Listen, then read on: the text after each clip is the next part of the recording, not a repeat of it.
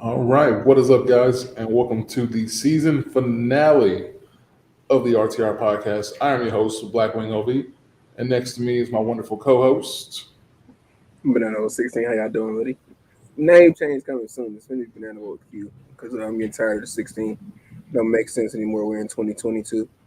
Uh, but We yeah, did not start this shit in 2016. I started when this name came, Banana Boats came about. It was in 2016 is when I first got the idea for Jesus it. Christ. That's why I started the gamer tag. All right, then. All right, so we're just going to give it a second. All right, guys. Again, this is the season finale season finale of season one. Thank y'all for sticking with us for these 10 episodes. Give us about a month or two, and we'll be back for season two. Um, to commemorate this episode, I actually do have a guest that I want to bring on, and she's about to come in. Hey, All right, guys, this is my friend Kay. She's going to be our guest appearance this episode. I've known Kay for about year or two? almost two. Almost two? Yeah. Yeah, almost two. Damn. We're getting old, dog. But yeah. So we got some pretty good topics for y'all today. And a little special treat we're gonna throw somewhere in this video. So yeah. How was your weekend, buddy? Same old shit. Got some streams in this weekend. Did some video editing. I'm not gonna tell y'all they're gonna be out this week because I'd be lying, but I'm slowly working on all of them. Don't hold me to a date. They're gonna be out when they be out. How about that? That means But I ain't working on it. Next year.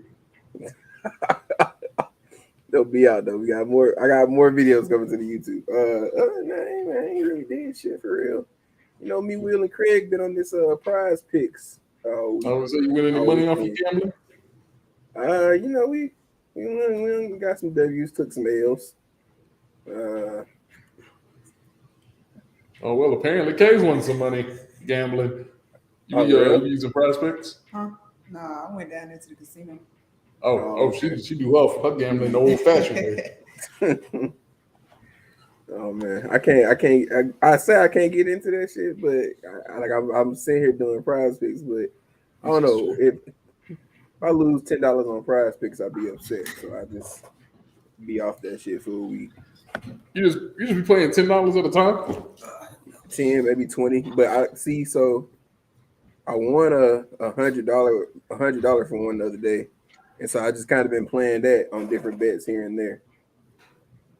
Because it's hard to explain that shit, but like the more picks you put in, the more like money comes from that shit. It's a whole big thing. It's pretty much the same thing with underdog. That's one. Yeah, underdog shit was a little weird though. That's why I couldn't get into. I was like, that shit kind of set up weird. Yeah, that bitch is lucrative as hell. Yeah, how was your weekend, bro? My weekend was pretty decent. Spent most of it house hunting. That said, by the time season 2 drops, we will be in our new locations. Banana can escape his parents' basement. Yep, because I've been here for what? Since January, right? Since January, and I'm about to pull what little hair I have left out of my head. So I gotta get the fuck up out of here. I ain't even gonna hold you. I ain't gonna cap. How early are you trying to make this happen? Bro, like whenever you say you found a place, nigga, I'm pulling the trigger. If you're willing to forego the house and switch to an apartment, I can have some shit lined up in like the next 2 weeks. Bro, apartment's fine. I don't care about either. I just need to leave.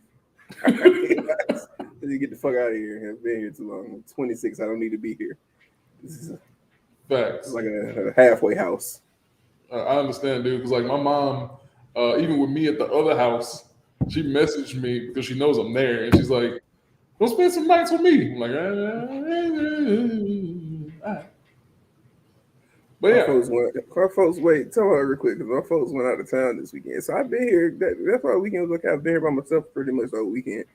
I really had to hear nothing about shit. So on Sundays we take the trash out to the curb or whatever. Because Monday morning when they come pick it up, my mother messaged me 36 times about making sure I don't forget to take the trash to the curb. Like I ain't never had to take the trash to the curb before. Like no, like So they she just were forgot the all whole 18 years you lived with her originally. they all were in the house. Like when my stepdad had the accident a few months back, and he couldn't take the trash out. So I was doing it every week. It came up. Nobody was telling me shit. I don't know why she think I need to go. Get the hell out of here. So I could just fucking start going back to putting my trash bags in the dumpster or some shit. She Yeah. thinks you gonna do the white people shit. When you leave, you throw a big ass house party. But shit, and they complex, well not complex, it's like a neighborhood basically. It should have turned into the hood. Nigga, this past week alone, there's been 2 graduation parties, none but niggas. Today on Memorial Day, it's niggas, it's like 36 cars and every one of the houses out here. Nigga, I'm like, bro, what shit? What happened to I don't know. This is outrageous. So ain't no black folks can't have shit. As soon as the holiday come up, these motherfuckers come crawling out the woodworks. Then I turned my stepdad into the grumpy ass nigga that live here because he had to keep telling the kids to stay off his lawn and shit. Like they must have had like an alert or some shit to know that my stepdad that was gone this weekend because I went outside yesterday to go somewhere. Nigga, I'm talking about they playing football, and I've never seen this before. When we played football, like back in the hood or whatever, we were in like if we were in a pavement area playing the shit, we was in that pavement. If we was in the grass, we was in the grass. They're playing football from the grass to the pavement to across the street in the other people's grass. I'm like, I've never seen. There's these lines as big as hell out here. They could play that shit with somebody. Football game covers 2 blocks. Bro, I was that shit was. I walked out to my car. They dispersed, went to the side of the street. I was like, yeah, y'all know y'all not supposed to be on the grass, but this ain't my house. I'm not finna be out here telling get off the grass. Cause now I'm the grumpy ass kid that lives here, and now y'all family's talking about my old ass being in the house when I should be somewhere else. I'm not gonna do that. I just walk the fuck on. But enough about me being in prison. We're gonna get into the first topic. When you got the like a jail cell behind you. No, right. Nigga got the weight bench. Bitch, I finished. Now after this, I got a fucking weight bench right here, a little bike here and shit. This nigga been here since January doing hard time. Yeah, but that's only because I do. Just so you know, though, I do have a room here, and I'm not living in this unfinished basement. This is just. Oh yeah. No, for everybody in the chat, this nigga house bougie as hell because his parents bougie as hell. Yeah, it's just the only place that's silent. But yeah, all right. I'm going to get in the first topic. Okay, so this one came up from a Facebook video I saw not too long ago, and it says, "Can a woman lead the man in a relationship?" Now, what's your first thought off of that? Lead me where exactly? Like lead the relationship. See, I think of relationships as a mutual thing. Like there's some things that I as the man got to lead in. There's some things that you as the woman got to lead in. Just like me, I spend money very like aggressively. So like in my parents' relationship, I'm doing a lot of talking about my parents right now. But in their marriage right now, my stepdad is also like this. My mother is an accountant, so a CPA accountant. So she handling all that money and shit. She let him know, hey, nigga, you going overboard. It's just I don't know. I feel like it's certain roles that each should lead in, and y'all need to set those roles from the beginning. That's kind of how I feel. I don't feel like it should just be whatever. Nah, because the way my head's set up, somebody is leading the relationship. Like at the end of the day, I understand that there are decisions that y'all are gonna have to make together, but one person's gonna make that call at the end. So like the way I see it, if a woman has to remind you Pretty much the same thing your mom did with you. If your woman has to remind you constantly about the stuff you're supposed to be doing, I feel like she's leading the relationship. And I feel like if she's leading it, she ain't gonna be happy. Because like in order to lead the relationship, you kind of have to, for lack of a better term, baby the other person. And no woman wants to baby a grown motherfucker. Case in point. Why did I feel like you were talking about me? I did. Her significant other is a natural born toddler. Love her to death. Goddamn toddler. I got to be a toddler sometimes myself, but I'm a remembering toddler. I be remembering shit. But you use a toddler that'll pay your bills when you need to, without being told to. Most of the time. Oh wow. Most of the time. This nigga here. Hey babe, pay your rent. Oh damn, I forgot. Can you spot me 200? That's why I set everything up on auto pay, which kind of fucks me in the long run because I don't be remembering the shit sometimes, but it's on auto pay, so it come out and I'll be like, ah, shit. The only thing you should put on auto pay is shit that's absolutely necessary, like rent. That's what I'm saying. Where my bills and shit. Goddamn rent, my insurance payment now, fucking electricity, all that shit, nigga. I will I forget about on auto pay. I think my shit hit tomorrow actually. I'll forget about the electricity bill, bro, and then wake up the next day and be like, hold on, nigga, why my bathroom light don't work? Because nigga don't cut your shit off the same day. That shit ain't on auto pay, nigga. Our company aggressive as hell. Oh no, that shit. That's why I had them issues back in the past, nigga. These folks up here in Georgia, they be on that bullshit, bro. You can't make a slip, nigga. They like, nah. Nigga, where are they, nigga? Give me my shit first. Nigga, Alabama Power gonna give you at least a week. They don't care about nothing here, bro. Nigga, it was one day I woke up like, okay, cool. Everything was on at first. I wake up. They didn't cut your shit off in the middle of you being there. No, listen. I wake up. I'm like, okay, let me take this trash. I go take the trash out. Like, let me check my mailbox since I'm down here. Check the mailbox. I see the like I've gotten something in the mail about my electricity bill. I was like, oh shit, I didn't pay my electricity bill. I get back, everything cut the fuck off. I'm like, nigga, goddamn. I was like, I just read it. I just read the thing. I just read this whole, bro. And then I went online. This is the complex you was just at? Yeah, nigga, I went on my phone, paid that shit immediately, and that shit snapped back on. I was like, nigga, how y'all turn my shit back on that fast? What the hell? They like, nah, this nigga playing around. he think we in this bitch playing, huh? All right. My nigga, I think they fuck with you for shits and giggles, because that's crazy. I don't know, bro. Oh man. This nigga gonna have a nickname for you every week. What up, Will? Oh, wow. Nigga said Tay, Husky, Jaden Smith, and guest. I just can't stand this nigga. Does Jaden Smith have twists? I don't think he does. He did at one point. I don't think he does anymore. I was saying, that nigga rocking the shaved, the Jada. I think so. I think it's I think all of them got the shade right now. Yeah, this nigga said G.I. Jane. Don't get me slapped, nigga. Cause I'm gonna fight the fuck out of Will Smith, fam. I'm gonna let you know that right now. That comment was like 4 years ago. It was, but he definitely had him in that bed. Oh wow. All right, Will, it's your ass hopping in the chat. What's your input? Can a woman lead a man in a relationship? By that I mean, can they make all the major decisions in that relationship? Because I feel like if you gotta tell your man to take out the trash every week, you gonna resent that motherfucker a little bit.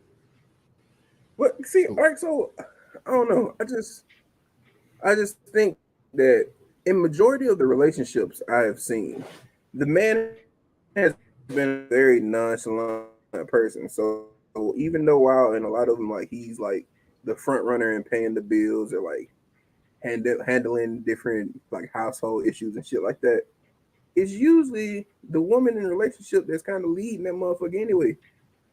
That's just what I be seeing. I don't know. I I feel just like feel that like I depends don't on care. how Like long I'm you've been like, together, if, really. Because like if you a man that's already got your shit together, you're doing all this shit whether she here or not. yeah, okay, but once y'all move in together, it becomes a different thing because now you have to get on a different schedule because now my schedule that I do things on may not have been your schedule, but now in order to not cause issues That's with the both of us, apparently. in order to not cause issues with the both of us, now I got to get on a different schedule. And she might be like, okay, hey, look, we know we got this, and this, and this, and this coming up, blah, blah. So we need to do this, and that. And I'm like, okay, cool, whatever. I don't care because, like, at the end of the day, it's going to get paid. That's I'm just like, I don't, or it's going to get done. I'm just a person that really doesn't care when it happens, as long as it's happening. But if I get with somebody that cares how it's happening and the speed of things and all different stuff, like I might get with somebody that wants to do things early and pay things on time. That's not me. I don't pay early. On time is the bare minimum. On Just time is do the bare. today. All right, today. He's like my Today. dad. You know what I'm saying? What you saying? Nah, Though? dog. I was definitely a pay bills early motherfucker. Because like even at the house I'm at, like the water bill for that house is not high at all. I pay like $200, and that covers the water bill for like the year. Mm-hmm. And see, I can get with things like that, but I'm not gonna lie to you. Usually, when something like that is found or whatever, like, I ain't gonna lie to you. If I tell you, you run a lot of your situations and everything more like a woman. That's why I feel like we be great as roommates. I don't know. Because I be the one saying, nigga, pay the rent. Put the Because goddamn dishes in the washer. you'll be like 4 or 5 days in advance and be like, hey bro, you got your what's name already? Oh shit, yeah, let me hand it to you. But me, I'm gonna just be like, oh shit, it's the first, ain't it? Hey bro, let's pay the rent. That's how that's how I go because I just remember things by dates. I I ain't don't. even gonna cap. I feel like your ass will wait until the due date. Hey, bro, I it's the mean, 5th. Let's go and get this shit honestly, in. that's how I do. I pay mine the day of, not like before. And there are sometimes where I will forget or I just want to do something else and I go, I pay this like 2 days later. That's me. What up, T? See, but like my mom, she's like your mom, like your how you say your mom and stepdad are. My dad Yeah. is an aggressive spender, and he like clockwork. If it's in your pocket and he want it, he finna get it. And my mom be like, "Ain't your 2 car notes due in a week?" And he be Yeah. like, yeah." Yeah, so she be like, chill out for a minute, and then after you pay the car note, then we can do something. That's how my folks are. So I can understand Yeah. it. That's why I have a real I'm gonna figure it out mentality. Nah, nigga, That I it ain't finna be a deal for me. Nah, I, I doc. have I have a very it's gonna get figured out mentality. So When the no, rent is like okay, due so first, I don't want my name on no list of niggas who ain't paid the rent yet. no, that's what we're never gonna do. So like I'm a deadline person. So like if I had a paper due at 11:59 p.m. My nigga. That shit gets submitted at 11:59 p.m. Unless I'm just feeling good that week. I don't know. It's just I'm a deadline person. Once that deadline hit, I I'm lived with on this there. nigga freshman year. He was never feeling it that week. Yeah. Yeah, once that big get here, I'm like, okay, yeah, well, it's here. All right, cool. It's out of the way. Because I operate better under those circumstances. Once I start trying to like put myself on You know, schedules and do all different shit, I don't operate the same. now that I think I about just it, don't your know. ass used to finish papers early sometimes and still wait till 11:59 to turn that bitch in. Yeah, yeah. And Nigga, then he it's had to there, think of something different on there. That nigga didn't there, touch the damn file. there, I'm just there's trying to been help you days out. there's been days where I finish that shit and be like, okay, I'm gonna go back and like look at it and proofread that shit and do a bunch of different. Like, well, I've obviously already proved it. I'm like, I'm gonna go give it one final read, make sure there's no errors in the shit. This is after I finished it. After I finished it, and once that time comes, I got like 3 or 4 hours beforehand. I don't look at that motherfucker today. I just be done told myself, oh yeah, I'm gonna go back and look and do all this. And then I'm like, oh shit, it's 11:57. Man, let me get in this bitch and submit this motherfucker. Like, T in the I chat don't know. they said by the He fifth, said so they they said gonna by get the it fifth, by the so fifth. get it by the fifth. So that's what I'm saying. Like, Niggas. dang, You know what you want to do in the extra I'm not. 4 days. I'm just saying. Niggas be I'm like, unorganized. nah, I'm the type of nigga that, well, I have spent excess money before. And then by the time the fifth come, I'll be like, damn, I gotta find $100. Nah, fam, I don't like that feeling. I've been I've been that Atlanta. You know nigga how too. much money I spent on that trip? Do you know how much money I spent? No, I don't want to hear it. Me, bro. me. I've been in this situation too. I'm just like, it's gonna get figured out. It's gonna get figured out. But usually, we came back on the 25th with a week due for rent. I was like, God damn. No, it came back on the 26th. 26 because of it was and it was jacked up. Because on the 25th, my truck note was due, and I was sitting there like, shit, damn. But I want to go here. I paid it like 4 days later, but still. That's why I don't like the scramble, nigga. Nah. I usually have like who gonna be paying the gas to get it back? I could go back. I spent almost $200 in gas. I'm about to say you playing with a dangerous game because the gas is already expensive around that time. Yeah, I got to get back home. I figure it out when I get home. Oh, but that's why usually if I excess spend, like, because I be knowing what the amount should be. So if I excess spend, I'm already trying to do something to where when it gets to that point, I got it back. That's how literally with this little prize pick shit I was talking about. I excess spent like $25 more than what I was planning on. I was like, well, fuck. Guess a nigga finna go grub. But as soon as I dropped the $25 over what my limit was on that bitch, I was like, nah, we gotta go get that back because I ain't just got that 25 to just be saying, oh yeah, fuck it. It'll come back somehow. I see if it didn't give you the option, your ass would have canceled the Grubhub and would have got a can of chili from Walmart.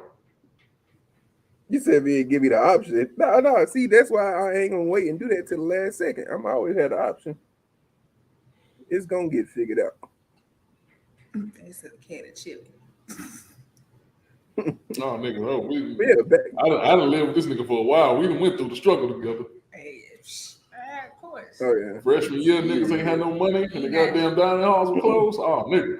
You ain't got no eggs in your refrigerator to eat. You finna figure out how you finna make that turn to 3 different meals and taste different in your Which mind. sandwich finna be split differently. That's what I said, bro. See, Levante, at least freshman we had a dining hall. You should have seen struggle me like that first semester I moved in with William or whatever. You should have seen that struggle me. That didn't have the only money he was getting from that little tent job, and that was only during football season. That struggle me was one. Oh, if he would have done right, he wouldn't have been struggling. Because he said, how you get into any other tape, I would sell my blood. It's gonna get figured out, Will. It's gonna get figured out. One of my homegirls posted on Facebook. This shit immediately reminded me of you. The post said, how the fuck you gonna ask me for money with a body full of plasma? That's funny because it's down the street from me, and I honestly thought about it. Like, let me see what deal. Oh, this nigga used to go religiously. I used to go. That look, there was I got a mark. That's still right here. I used to get up. How you doing? Right here, nigga. Nigga, I work a full job right now, and I still go. I work a full job right now.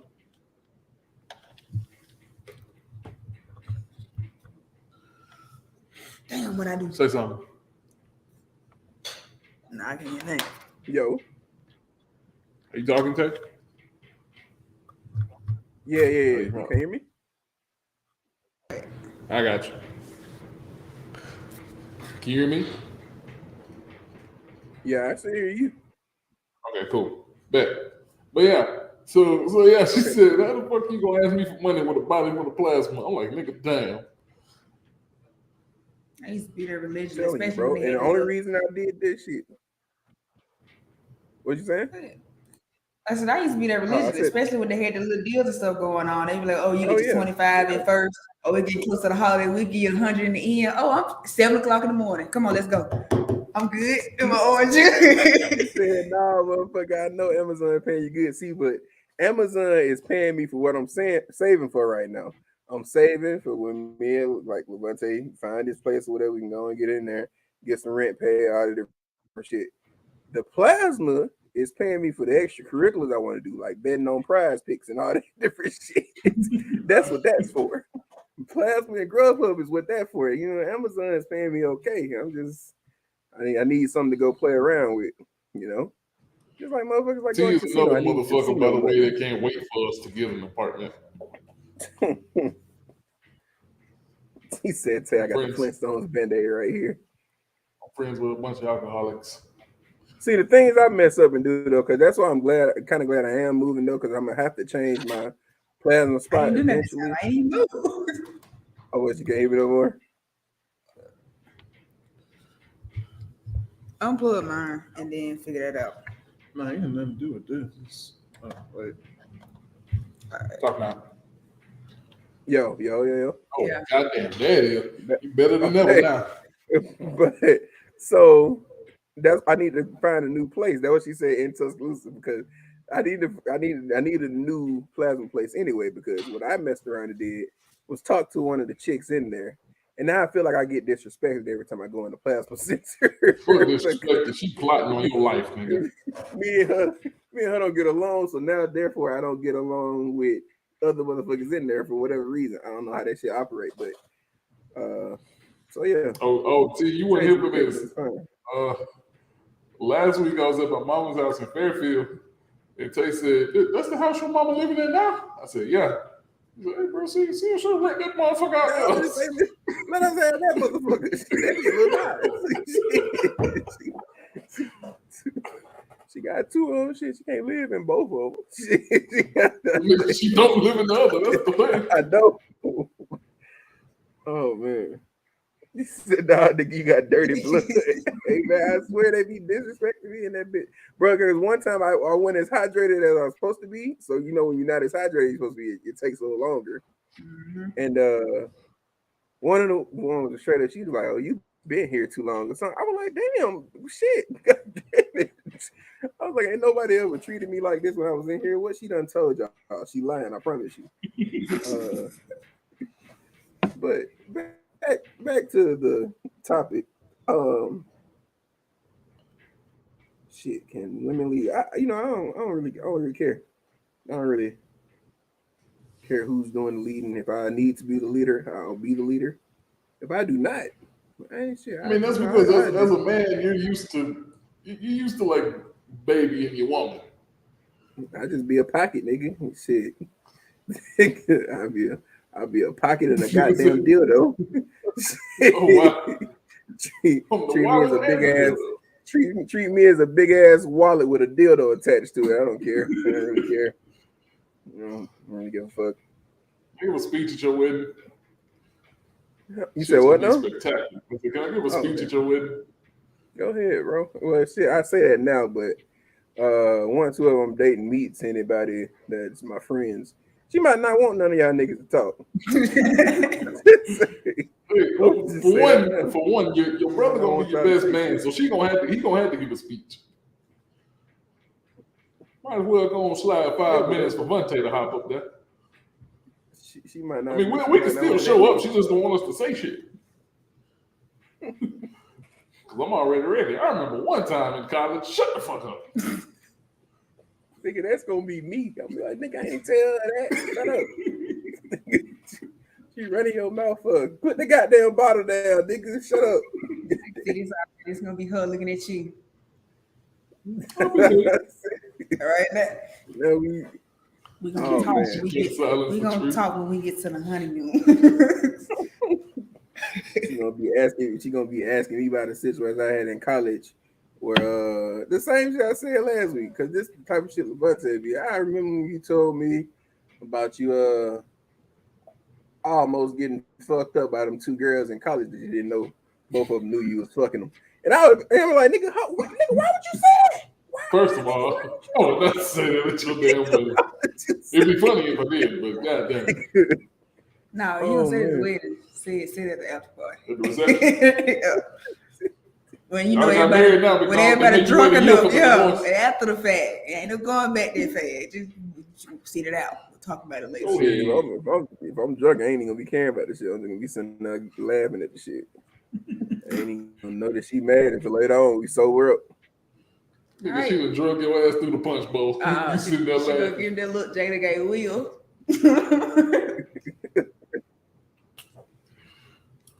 That's one thing I ain't never been able to do that. What he did in that situation has never been something I've been able to do because he was like doing that playful ass laugh, like, all right, now nigga, that type laugh or whatever. He was laughing at the shit though.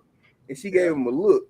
Me, I have never been able to switch up how I was feeling in the moment just because you upset. I'm like, oh, okay. You feeling a certain type of way. Like I'll stop it. I ain't never been able to be like, ha ha, and then get up and slap a nigga. Like, what? No. See, we look, I think maybe we should both just calm down because like that same shit when like I have a situation and the girl say something somebody done said or whatever. Now I supposed to fight the nigga or some shit. I'm like, hey, no, look. Oh, that shit was kind of funny. Just a little bit. We ain't necessarily gotta go to blows with this nigga. Why the fuck I'm gonna fight? Cause you're not finna fight his woman and no shit. Like now I'm fighting because you got an issue with something he said. She said, wait till the 10th anniversary. I can personally guarantee you she'll know everything there is to know about this man by year 5. Oh yeah. Oh yeah. I'm about to say by the end, she been heard all this shit by then. Honestly, she probably been heard all that shit by the wedding. I can't shut my mouth. I be telling everything. By the time you get married, all your whole stories gonna be on the podcast. Yeah. I see myself dating the type of woman too that's gonna come back and listen to all these shit. Oh yeah, every last one of them. I'm not gonna watch what I say. I am who I am. Jesus Christ. All right. So wait, because why do we say this? I was waiting till he was gonna read that. I remember the time Tay slipped, get out the shower, man. Family Guy failed. His mom laughed at him, stepdad laughed at him, and when I saw the pic, I laughed at him.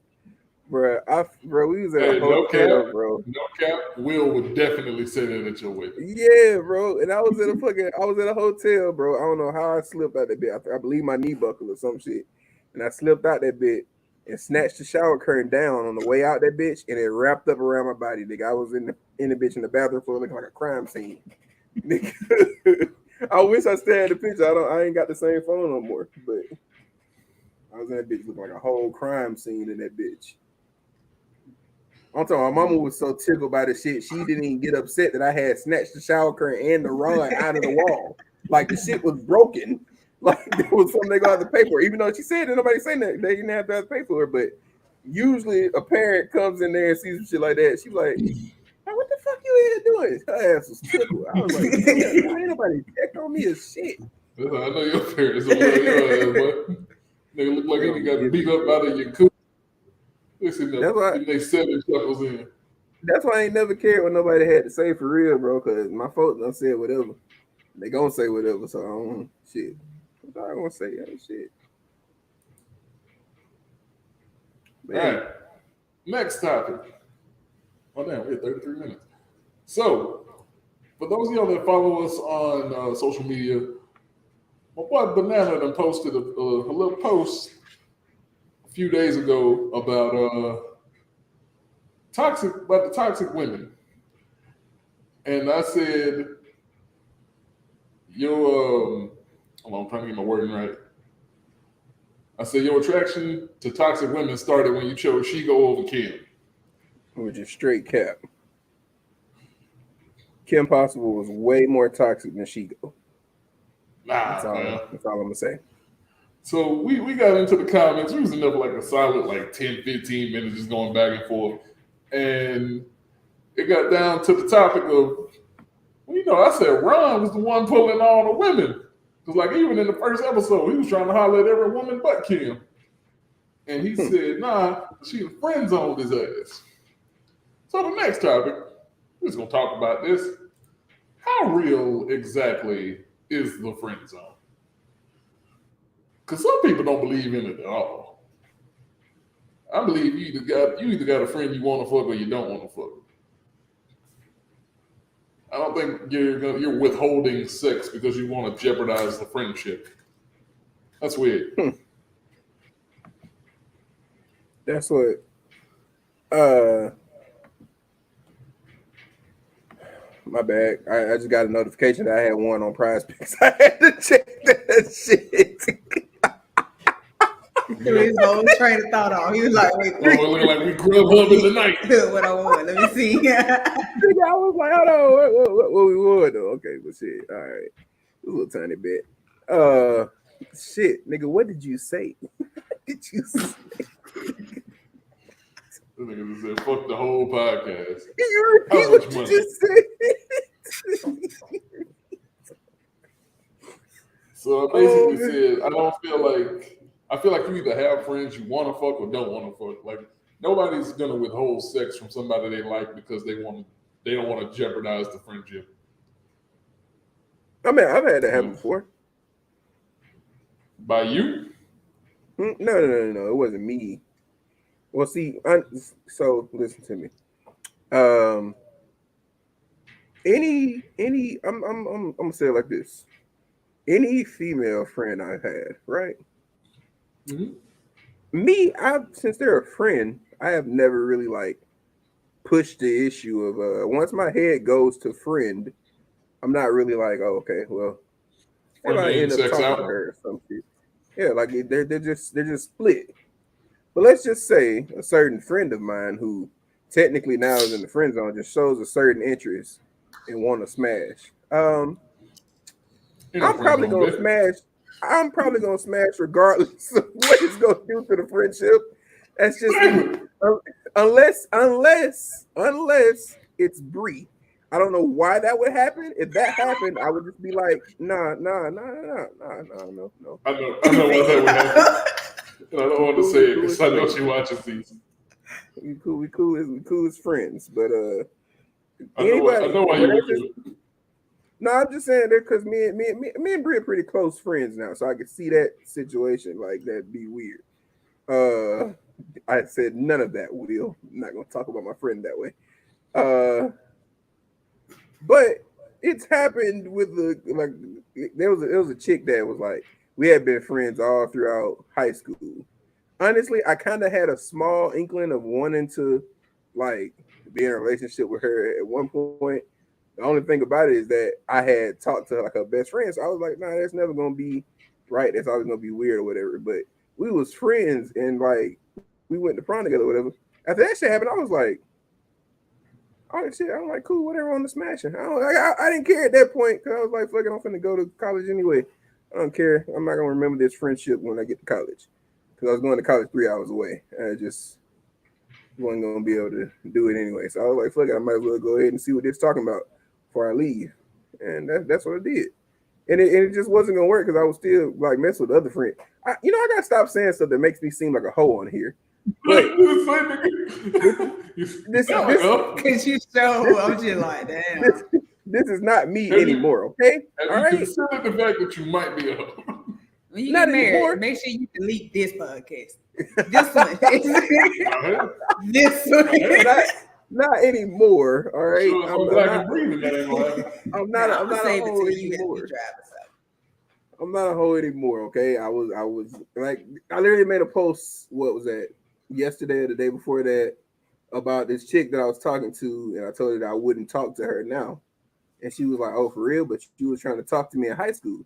And I was like, don't be flattered if I was trying to talk to you in high school because I was literally just trying to get some numbers on the board. In high school, realistically, now I'm thinking back on it, and I was like, I was just shooting off shots like I had an LMG. That's what I was like, whoever, like whatever, blah, blah, blah. And that's what's so weird to me because when my postgraduate, I was like, damn, it's crazy who y'all had babies by. But any of that could have been me. Cause I was just fuck it. I'm not gonna lie to shit. I was like, whatever. I'm finna leave. Trying to talk the leaderboard. God damn it. She said, fuck that fresh shit with that motherfucker talking about. Hey, look, that's shit. I'm like, shit. Hey. What friends up? Either you want to fuck or you don't. Like, yeah, like, don't fucking lie to me. Like, oh, I want us to just stay as friends. Like, just say you don't want to fuck. Like, damn. Because, like, that shit's kind of irritating. Like, what? So what would you say if you was in like a friendship with somebody and they was like they was like, okay, they didn't want to mess with the friendship at first, but then they ended up fucking? Okay, I can answer that for you. I got that for you right here. Okay, because I used to have a friend and we really were cool. Like, we were both friends of a guy who I used to date. Me and that guy stopped dating. And me and him was just like steady cool or whatever, hanging out, different shit like that. And after that, it just got to the point where months down the road, we was just like, shit, fuck it. Go ahead. Go ahead. Like the next day, I must admit, I stopped talking to him and I lied and put it on that friend zone shit because it was fucking terrible. Like, couldn't smash shit, dick with Lil, nigga nutted in the space of probably 2 minutes. I was like, this would have been waiting that up. So I was just nutted in his face. No, like what the fuck he do? So I lied and put it on the friend zone shit, like, man, we shouldn't have crossed that line and yada yada. And I stopped talking to him, but it was really the fact that I really just blew him off because I was mad. Because I was like, all this damn time, finally decided to say let's fuck. One. And you fuck it up. You could have made that fucked up decision months ago. Thank you. You wasted my time.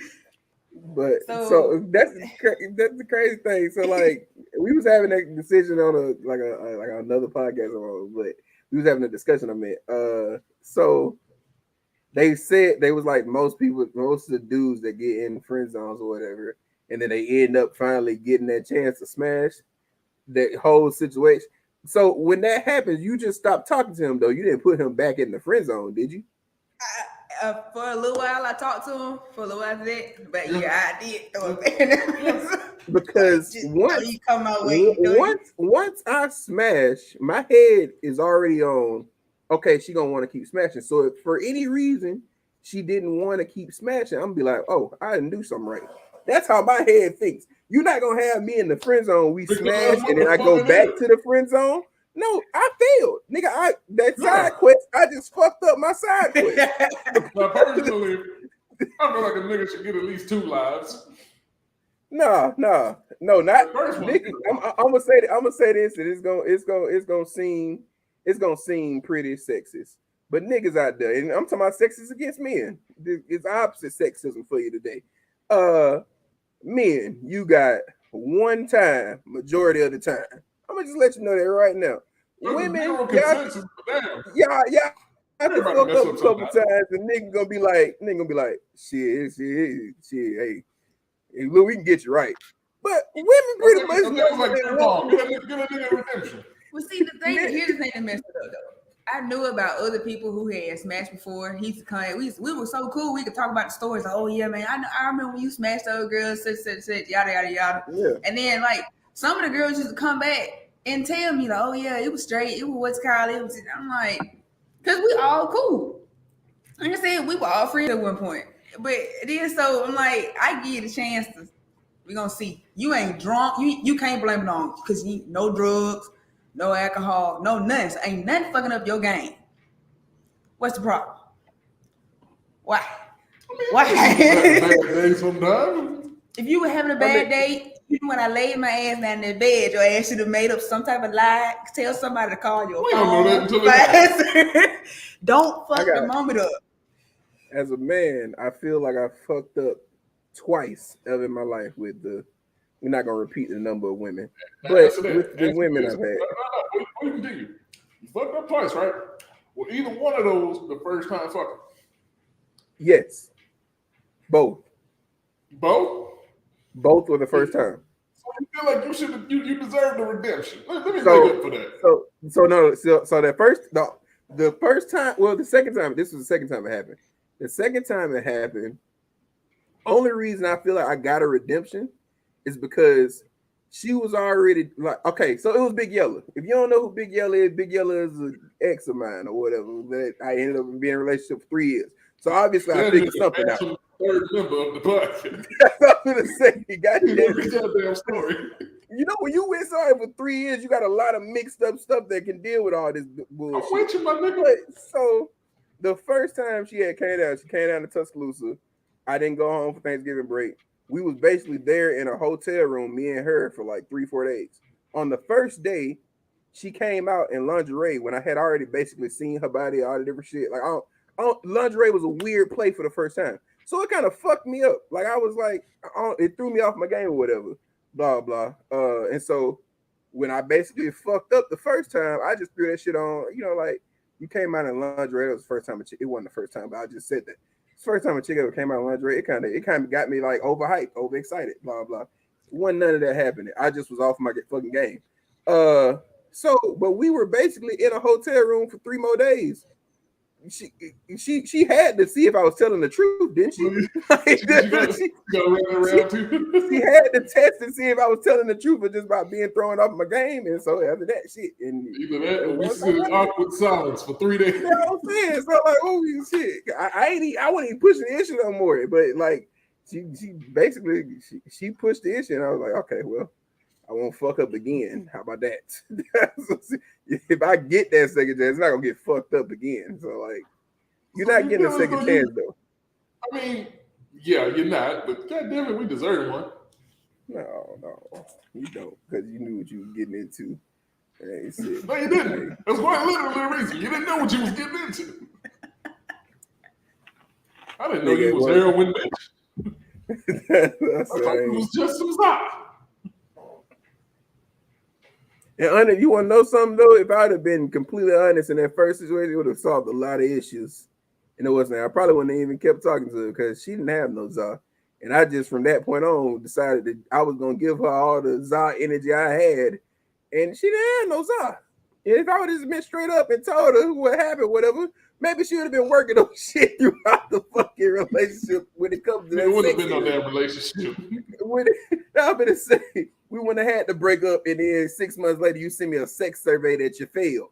Like it just none of that would have had to happen. You would have known that. I feel like that's the ultimate disrespect. So plot. After they broke up, right? Yeah. This woman sent this man a sex survey. And he said he filled it out as truthfully as he could. Oh, you set yourself up for failure when you do that shit. She was upset. Don't ever do that. And it wasn't even like we broke up on good terms where I still possibly could have lied to her. That bitch, she cheated on me with a married nigga and got pregnant. So it was like, it was a bad breakup. So now I'm being completely honest. Damn, yeah, you laid it out there. No, I'm being completely honest, bro. It was like, what was you break my head? I was like a 3. Nigga, I was like, shit. It's just that's. I'm like, I mean, honestly, the way I feel, even if you just got done smashing it, don't go to the girl and be like, oh yeah, that was the shit, right? Just shut up. Just let her tell you. Because if she be saying shit to you yet, be quiet. Don't ask. Don't say nothing. If she ain't told you, then just let it go. Just take what you got, was, roll the fuck over, and then go. That's the heartbreak. Nope. That was just like when T was on that bit and she said that nigga was asking her how the other dude was. I'm like, nigga, you is foolish. No way I'm at. No way somebody is fucking with another nigga while I'm in this situation. I'm gonna ask how that nigga was. Nah, fuck all that. I don't give a fuck about none of that. No. And So yeah, this nigga Will said the second time Jay came out to the Rocket theme song ready for it. For real though, bro. Because I didn't want that on my record. I felt like I had a pretty clean record, and I had to just try to knock that blemish off of it. I'm about to say, and the first time was my first time, so I know I fucked up that first time, nigga. That whole situation went right. First off, my first time was too young to be first timing, so I wouldn't knew what I was doing. College. I did not. I didn't even wait to high school. Oh man, everything was too opportune. 10 minutes ago, this nigga said I should stop saying things that make it sound like get started early. Don't make you a hoe. Everybody just listen.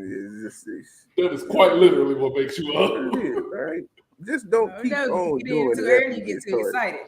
I knew a pregnant 12-year-old in middle school. Yeah, I know a girl. Yeah. She was on her second baby. right before 8th grade. Yeah, Literally, nah. I'm like, God damn, your mom should close your lids for you, bitch. Put a belt around that bitch. Strap your shit. So they're like, Sweetie made it to the 8th grade. Bitch, what the hell you got going on? Bitch don't even know See what that? algebra is. She don't multiply. That's Also get pregnant trying to wonder if they're gonna graduate high school. We trying to figure out if you're gonna graduate middle school, bitch. You got two of them already. no one dude, bro. He got it. I ain't gonna give up no ages. I ain't gonna say who the dude is. He had a baby when we was in 8th grade or whatever. The chick he had the baby with was 21. Cheer you on for your high school graduation. Whoa! Wait, what? Did you missed it? The chick he had the baby with was 21. He was in 8th grade. Or yeah. And so fuck! I'm in jail. Lock that bitch under $1. All the way up. This nigga seemingly though, after he had the baby, even though he was still fucking, he didn't get nobody else pregnant throughout our entire high school, bro. Had a clean slate throughout high school. Until the final semester of our senior year of high school. We graduated, this nigga got 5 in the oven. I'm like, nigga, what happened? What happened? I would have understood more if you would have had them 5 throughout the course of high school. You just gonna put 5 in the oven when we get ready to graduate, nigga. Your life, you gotta work now. Fuck college. You don't put 5. He had a whole scholarship to go to a certain school that I'm also not gonna name because he's gonna say who it is. To a certain that nigga couldn't go. He couldn't go play football. Nigga, you got 5 in the oven and 1 already out. That's gonna be a goddamn in 2nd grade, nigga. That shit was weird. I don't know. He said great. Yeah, that's great. I get said great rate. But yeah, I don't know. The friend zone is So you feel like it's necessary? I don't know if it. Well, see, so I can't even. I don't have the ability to friend zone women, so I can't even really fully talk about this because every single woman I've tried to friend zone has continuously been at me after like a month. Like now I'm gonna say some names. You remember Portia, don't you? Oh yeah, child. All right, so Portia, I friend zoned her in high school, Levante. You thought you did. In high school is when I tried to friend zone her. Came back like Freezer. Nigga, Portia will still hit me up about some shit to this day. And right now I'm single, and I could just do it now, but it's just the fact that you've been after it since high school. She drove 3 hours to come see this nigga without him knowing until she was like 30 minutes away. And then he gave her gas money to go back. Through a storm. We was at opposite of a tornado. This was the worst thunderstorm Tuscaloosa was having in a very long time, and she driving from Huntsville to go see me. And then told me, she was like, hey, Terry, hey, look, I'm going to be there in about 30, 45 minutes. I was like, what, really? I said, well, I got some things going on. You shouldn't really be driving in this storm like this. I don't want to leave you out here all at night. So for your troubles, I'm going to just send you $30 for gas. And you going to get back home. 2.5 hours back into the store. Nigga, yes, nigga, because why are you? And I was in a relationship there. She had not told me about this at all. I was in a relationship, so I was like, what the fuck? What are you doing? Because I know. We fucking the home club. That's what I'm saying, bro. She was going to bring her ass down here. That's just like, you remember Shakira. Her. I tried to friend zone her. She was crazy stalkerish. Excuse me, Chad. That's why I friend zoned her. But then she like continuously kept talking to me to the point to where I had to basically end the friendship by saying some rude shit, which I hated. But that was the only way to get the situation to stop, because I was like, bro, she was like, even after I friend zoned her, she would still be calling me in the middle of my streams and shit. Like, asking what I'm doing, like motherfucking streaming. I'm streaming. Like, but like I don't understand. I've never been able to friend zone a woman. It's weird. That sounds like when I tried to friend zone Gabby at first, and that bitch could get on my nerves. Literally. Yeah, I feel like only women can create a friend zone. Like I've seen some women in the friend zone, but it honestly just looks like a much more awkward situation. I don't know. It's weird. Yeah. Oh, trust me, that shit looks weird as fuck the other way around.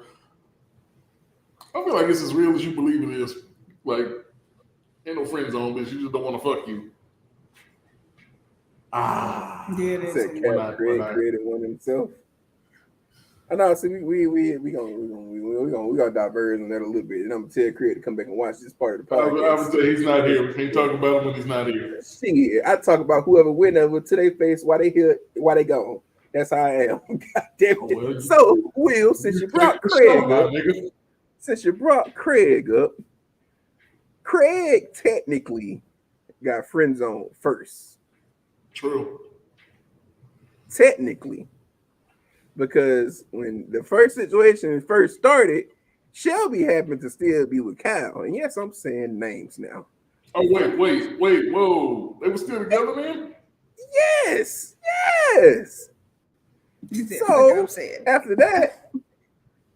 that, Craig realized what Shelby was, and so he friend zoned Shelby. It was a quick switch, but it happened almost immediately. Like it just immediately after himself being friend zoned, he also friend zoned her. And then when she got out of said relationship, now she wanted to be unfriend zoned. And that the turns got tabled, nigga. Yes. I tell you what, I like you and I won't. After that, that's when the friend zone turned into what it was, which again, Will wasn't even a friend zone because we all know how Shelby acted, and we all know how she was doing shit about Craig. Even when Bree, who wasn't even like fully interested in Craig, was doing certain shit with Craig, Shelby would get full on upset about it. That was part of the beef that started between Shelby and Bree because of what was going on with Craig. It's it's friends. You can't friend zone women. Like if they don't want to be friend zone, they can't. Men, we just be accepting that shit, bro. Even if we don't want to be, we just accept that shit. Right. They be like, nah. What about that dick though? I hear what you're saying, but whip it out. Oh man. Yeah, Doc. Oh man. So, long story short, fellas, if you think you're in the friend zone, she just don't want to fuck you. Just leave it alone. See, and if she do fuck you, you might not want to mess it up. Because now, boom, bye friend zone and bye the vagina. Whenever she give you that opportunity, you postpone it so you can get your shit right. Hold up, bitch, I ain't got nobody on. No, I was gonna say, hold on, wait. This is not the perfect scenario I've been in picturing. Wait, just let me set everything up. Don't just try to drop this shit on me while we watching Shrek. No, because I'm not ready. I need to prepare. No. Bro, we can do it. It's immediate. I know. Right? Hey, let's do something this weekend. I know, right? Why can't we go on a date and do this shit like a normal people? Why we got to be sitting on the couch watching movies and all of a sudden you want to do? I know, wait, no. Like, bitch, we are watching Frozen. Why are we doing this right now? Oh man, I'm not ready. Let me get prepared, nigga. I gotta warm up and get the goddamn check my fact sheet, make sure everything's solid. Damn, do some mental training. I might be dehydrated. I don't know what's going on right now. Oh fuck no. Oh man, I just put my phone on silent. If we in the middle of it and my phone vibrates, it's a wrap. You ain't even listen to me enough. I might like to listen to music while we smash. I ain't got to set up no playlist or nothing. You ain't shit. What? Now I gotta do this shit in silent. I'm a music fucker. Why I'm do this shit in silent? Even listen to the Elsa track. Instead of listening to my playlist, I'm in this bitch smashing to Let It Go. No. No, bitch, I don't want to build a snowman. And that's what happened, Levante. You wanted to smash in the middle of Frozen. Elsa started singing "Let It Go," and then I let it go. Now you mad? It was only 2 minutes. This shit. Now I can't. That's how long the song was. She said, "Let it go and let that bitch go." What you know what? You ain't right, man. Hold it back anymore, bitch. Nah. Oh Nobody man. told you to listen to the lyric that hard. Well, first Oh, off, man. as an adult, I listen to every Disney lyric hard because I mean, you know. they just be saying any fucking thing. Oh man, that shit is crazy though. But yeah, friend zone is real, but it's just I don't know. It's real friend as you zone's a believe weird it is. space. If you want to be with a person and they just want to be friends, either you got to get over that one to be with them, you got to get out of that situation because you don't really want to be in the friend zone when you want to be with somebody. Like if you like on being with somebody and you in the friend zone, it's whatever. Blah blah. But you be seeing all these fucking posts on Instagram. It was one dude, he said, "I got her after 4 years in the friend zone." That nigga said, "Nigga, you graduated. You got your degree in the friend zone." It's hell no, I'm not. I can't do it. The time that you spent chasing somebody for 4 years, you could have found you some other zones. So many women be talking to you sitting here in the friend zone playing around. Nah. And that's what, bro, like, opposite of the women that I've actually, like, been in the friend zone with and end up smashing, the rest of them, I was in the friend zone and I just like, okay, fuck it, I'm just not, I don't even want to be friends anymore. I don't care. And so I just stopped talking to him because I was like, nah, because I know how I'm thinking about this shit. I'm wasting your time, you wasting my time. Yeah, we just wasting time here. I can go waste time other places. I can go white frozen by my damn self. Oh man. What's up, man? You want to know something crazy about that Frozen shit, bro? I don't know what it is about Disney and Pixar movies, but why you wouldn't be want to get freaky during the Disney movies and shit? That's like my most childlike moment was when I'm sitting there watching. Like, no, this has happened with 2 chicks, so this ain't even just a Big Yellow story. The movie Coco, nigga, I love that movie. Like, I love it. Every time I put Coco on with these 2 females, nigga, I ended up smashing. And didn't want to. I just wanted to finish my movie. I ain't gonna catch you. I don't want to fuck. I want to watch it. I just wanted to finish Coco. Honestly, I love that shit. Man, goddamn, bro. I'm in it. Nigga, Princess and the Frog? Nigga, shut up. Let me listen to this. Wait, is my nigga. And then Coco started singing "Remove." No, weird as shit for real. Weird as shit for real. And this is, y'all know I'm completely honest here. I don't be giving a fuck.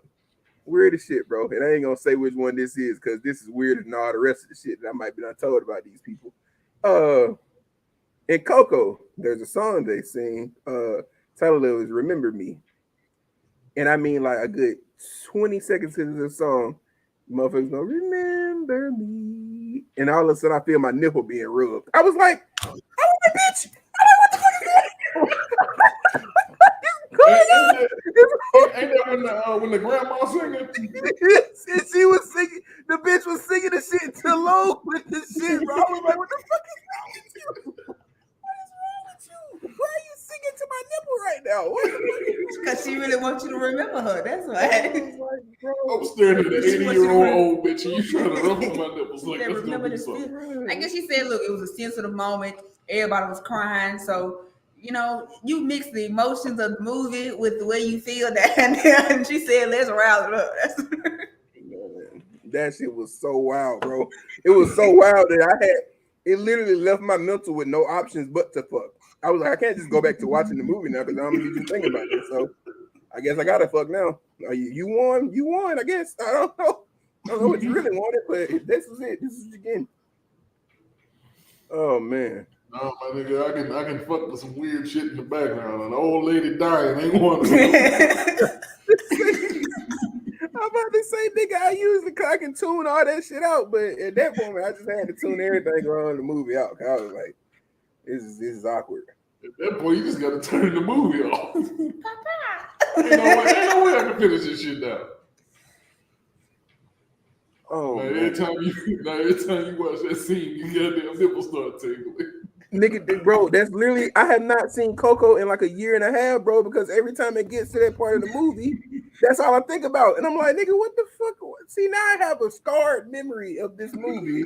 You just gonna ruin my favorite fucking movie because now all I think about is my nipple being rubbed on.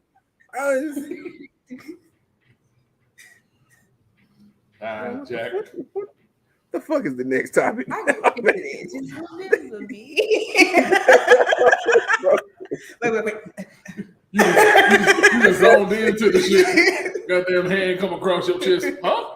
Yeah, I'm talking about we both laid back on the fucking in one of the most uncomfortable positions ever. Like you have your arm around or whatever, and so she like snuggled up into me or whatever. So I don't even know how long she been not watching the movie, to be honest with you, because she's facing me. So I don't even know. My nigga, if that's what she did in that scene, she had to plot that. So I'm just in it being locked in, bro, and all of it's remember me. I was like,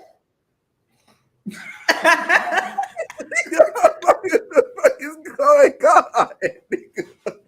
Nigga, I was so confused, bro. Oh man. This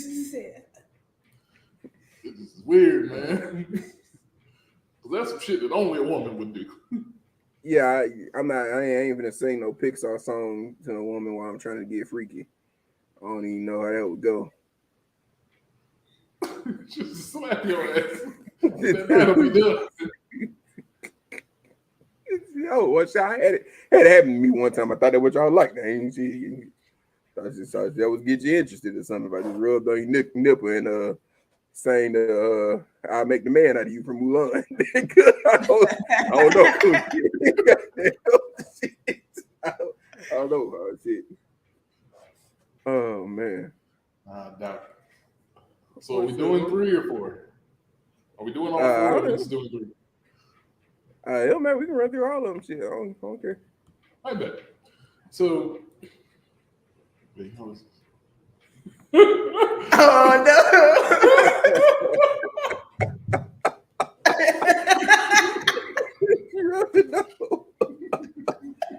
Oh man! For shame. Tay will sing this song randomly for no reason. I love that shit too, bro. That would be the ultimate fuck up because I would just be like, nigga, I'm not stopping singing this song, but also I can't just keep watching this movie. So now I'm confused. This nigga's gonna be smashing while singing the song. now I'm weird because you done fucked me up in the middle of my favorite song, and now I gotta sing the shit while I'm smashing. And now I feel like I'm angry fucking because they were mad at that nigga during the movie. So now I'm mad. I don't know what happened. Oh man. I drew a little red line on your face, so when they say evil is playing this is going to it makes sense now. Oh man. All right. So this one came to me from T. I was talking to her the other day, and for those of y'all that watched last week's episode, we realized that T's been dating, I don't want to say betas, but betas.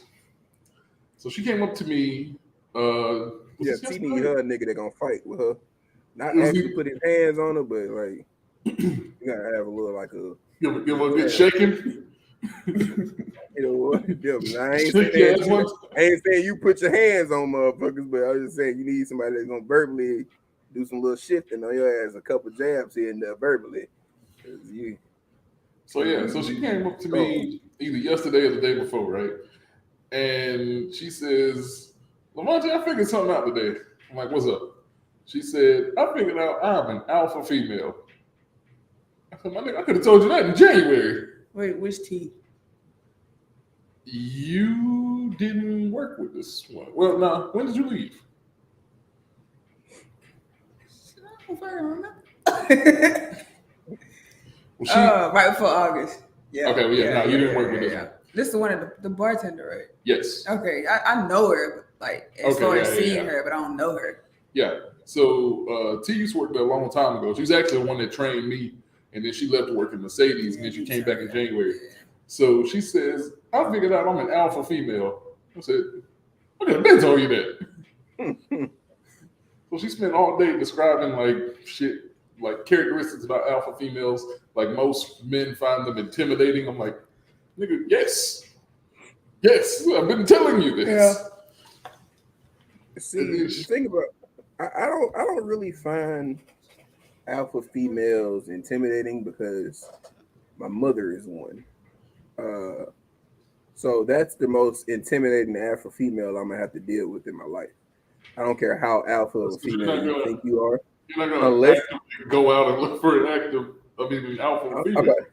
I'm about to say, unless you actively try to put your hands on me, which I wouldn't suggest, I don't think you can get more intimidating than my mother, because my mother was the type when I was younger I'd catch her. Matter of fact, my mother's hands have been on my throat before. It's just, I was like 5, nigga. I don't remember what I do remember what I did. I threw a ball back at my brother and hit that nigga in the eye. And that nigga couldn't open his shit for like a good 20 minutes, bro. She was going ballistic. So that now, see, since I'm my size I am now, my mother wouldn't try no shit like that. No matter what kind of argument we got into, even though she know I'm not gonna put my hands on her. So alpha level needs to go up to that. Not putting your hands on me. Because once you put your hands on me, we niggas. All right, I ain't gonna hit you in your face. I never hit a woman in the face, but I'll shake you. I've said that plenty of times on here before.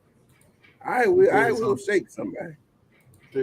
I'll shake men. After what you just said, I'm fully convinced your parents just didn't like you as a kid. No. She did similar things to my brother. It just wasn't about me because I was older.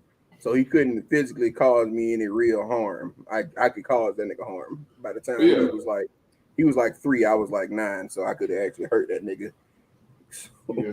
By that same standpoint, my mother is also an alpha female. And I same boat. Like, I feel like my mom stopped whooping me when she realized I could probably take her in a fight. Even though I never fight her. No one either. But I did grab the belt on my mama. I did that one time in my life. I never do it goddamn again. And my mama whooped the skin off my ass. I was too strong. My mama was just sitting here like this. we were just sitting there tussling back and forth until she got tired. And in my head, I was like, yeah. And my mama literally looked like she had to go back and think about it. Like, did this bitch literally grab my belt? And she looked at the belt and looked at me. And I sat there, I was like, oh shit, should I let it go? Or should I hold on to it? See, this is how I know my mom. She let me have it. And when I got another one of the motherfuckers and said, grab this on me. What the fuck you did? It was like, okay. You grown, man. I see what you did with number 1, but what about number 2? Goddamn. Grab this one. Reversal. This one got spikes on the edge. I want to see you grab this one. That's to the point. Since I used to grab the belts, let's go see if you go grab your switch. And I sat there and tied 2 or 3 of them up together. When that shit snatch out your hand, you gonna let that motherfucker go? She reversed the fuck out your ass. But I was bad though, man. I was bad. Oh, man. I used to get whooping every single day, multiple times a day, because I was bad. Oh, I got plenty of them too. That's what shit. I was like, that's what shit. When because my stepdad had been in my life since I was like 3, going on 4. So that's basically my father, basically. So he was whooping me too. When I got like 13, man, that nigga got into a real fist fight. Now he whooped my ass, but I ain't get no more whoopings after that. So like, he whooped my ass. I was 13, the nigga was 20-something, 30-something maybe. I don't know. But he whooped my ass, but shit, I was like, nah, fuck that, bro. We not just whooping shit over with. I got a cell phone now. Just take that motherfucker. Low key, you'll do more damage at that point. I'm gonna take the TV, the game system, the cell phone. That's what I'm saying. Like if you took technology away from me, I still got my ass whooped. I got all that taking and ass whooped. You know, you had to go sit in the corner somewhere. Yes, ma'am. You got your phone taking and everything gone. Then I had a set schedule. I don't think just by hand was no. You go outside and you got to bite. If I was on punishment, you got a certain time to be on that bite. It's too much privilege. Get your ass. Oh, you was an inmate, big dog. But then seeing my brothers didn't catch none of that shit. They get it so easy. I be getting mad. A woman will always be worse on their daughter because, like, my mom was with the shits. Like the scariest thing I've ever seen my mother do in my life. This is back when my grandma owned a restaurant. I don't know what the fuck my sister did. My mama told both of us to get in the car. I watched my mama beat my sister damn near to death with a high heel shoe. I said, God, bro, I ain't never heard screaming like that in my life. I was afraid. I literally thought, like, this woman might kill you. He's right, bro. You never feel like I wanting to step in. See, like, my brother was an asshole, so he used to do the shit like laughing when I got a whooping and shit. But still, in there, like, that was my little brother, so he was getting the ass whooping. How he used to be hollering. I was like, bro, you getting the same ass whoopings I got. You ain't getting no. I promise you ain't getting worse than my ass. Ain't that different, yeah. Yeah, you ain't getting no worse. I don't know what you're doing out of hollering, but it still made me feel bad. And I was like, I used to always just, I used to stand at the door with a little puppy dog face, so she'll stop. And so he sent me over, but that nigga be standing at the door just snickering and laughing and shit. And I'd be like, see, you don't even got my back like I got your back, but it's no good. Ain't nobody. You don't understand when you're older. Yeah, I'm gonna say. That's what he stopped when he had got hit. It was a dude that was a grade under me. My brother is almost 6 years younger than me. So the dude was a grade under him, and they was just like play tussling and shit on the bus or whatever. And dude messed around and hit my brother in the nose, and his nose is bleeding. When I tell you I chased this nigga once our bus stopped all the way to his house. And like that nigga was a receiver on the football team. I'm a lineman, so obviously he got away from me. But he got to the house, locked the door. I stayed at that motherfucker until my folks came down there. And my mom was having a talk with like the mother when she came out or whatever, talking to him. Because I was just standing at the door. I ain't knock on that bitch and nothing, because I was at that bit like, he gonna have to come back out of this motherfucker for school tomorrow. I promise you, he gonna come back out tomorrow. I stand here all fucking night. That's how I was just standing there. I was seeing red, and she came down there and she was like, "Look, I'm just tell you, I heard y'all was playing or whatever y'all was doing, shit like that.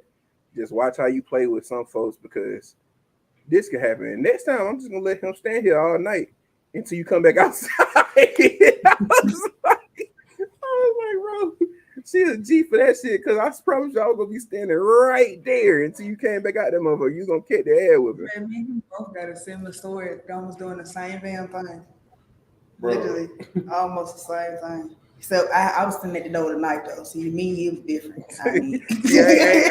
I ain't had no knife on me, so I didn't go to the house. I know. I literally left. I would left because me and the dude got into a fight. It was him and his sister. We were sitting on the field, and he just acting a fool. And I'm like, okay, man, you want to duke it out? We can duke it out. But we in middle school. We in the field. They want to fight. Okay, let go. But for me, I was bad. Didn't care about fighting.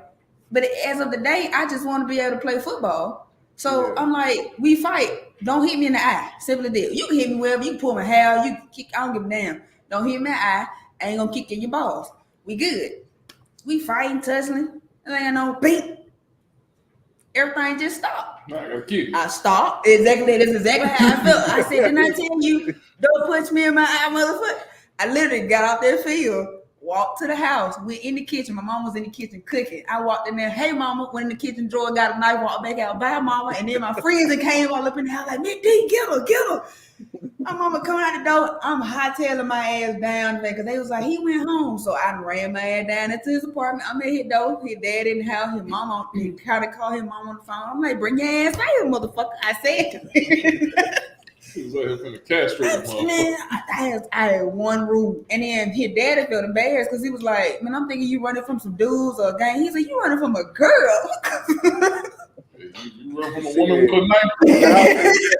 I said, shit, man, she got a fucking knife. What you want me to do? You want me to stay in my ground? But then he was mad at the same time because he was like, what you doing there fighting the girl for anyway? He said, then I bet she whooped your ass because he was like, she bold enough to go get a knife out her mama's kitchen and her mama chased her in here. She whooped your ass too this year. So it was like, hey, I had one rule. That's it. You broke it. I got to finish it. It's simple. I saw a meme one day. That shit said, what's the most shocking thing you found out about being an adult? And the post right under there, they said, you a real deal, go to jail for putting your hands on somebody's badass kids. Mm-hmm. Like, as a kid, you don't think about like you don't think about shit like that. But as an adult, like, you be wanting to whoop some kids' ass because they need it.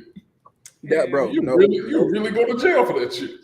no cap. I ain't gonna read all the messages. I'm gonna just read the first part. But you know, a nigga be grub hubbing and shit, bro. So I was grub hubbing the other night. Hold on, let me find this shit real quick.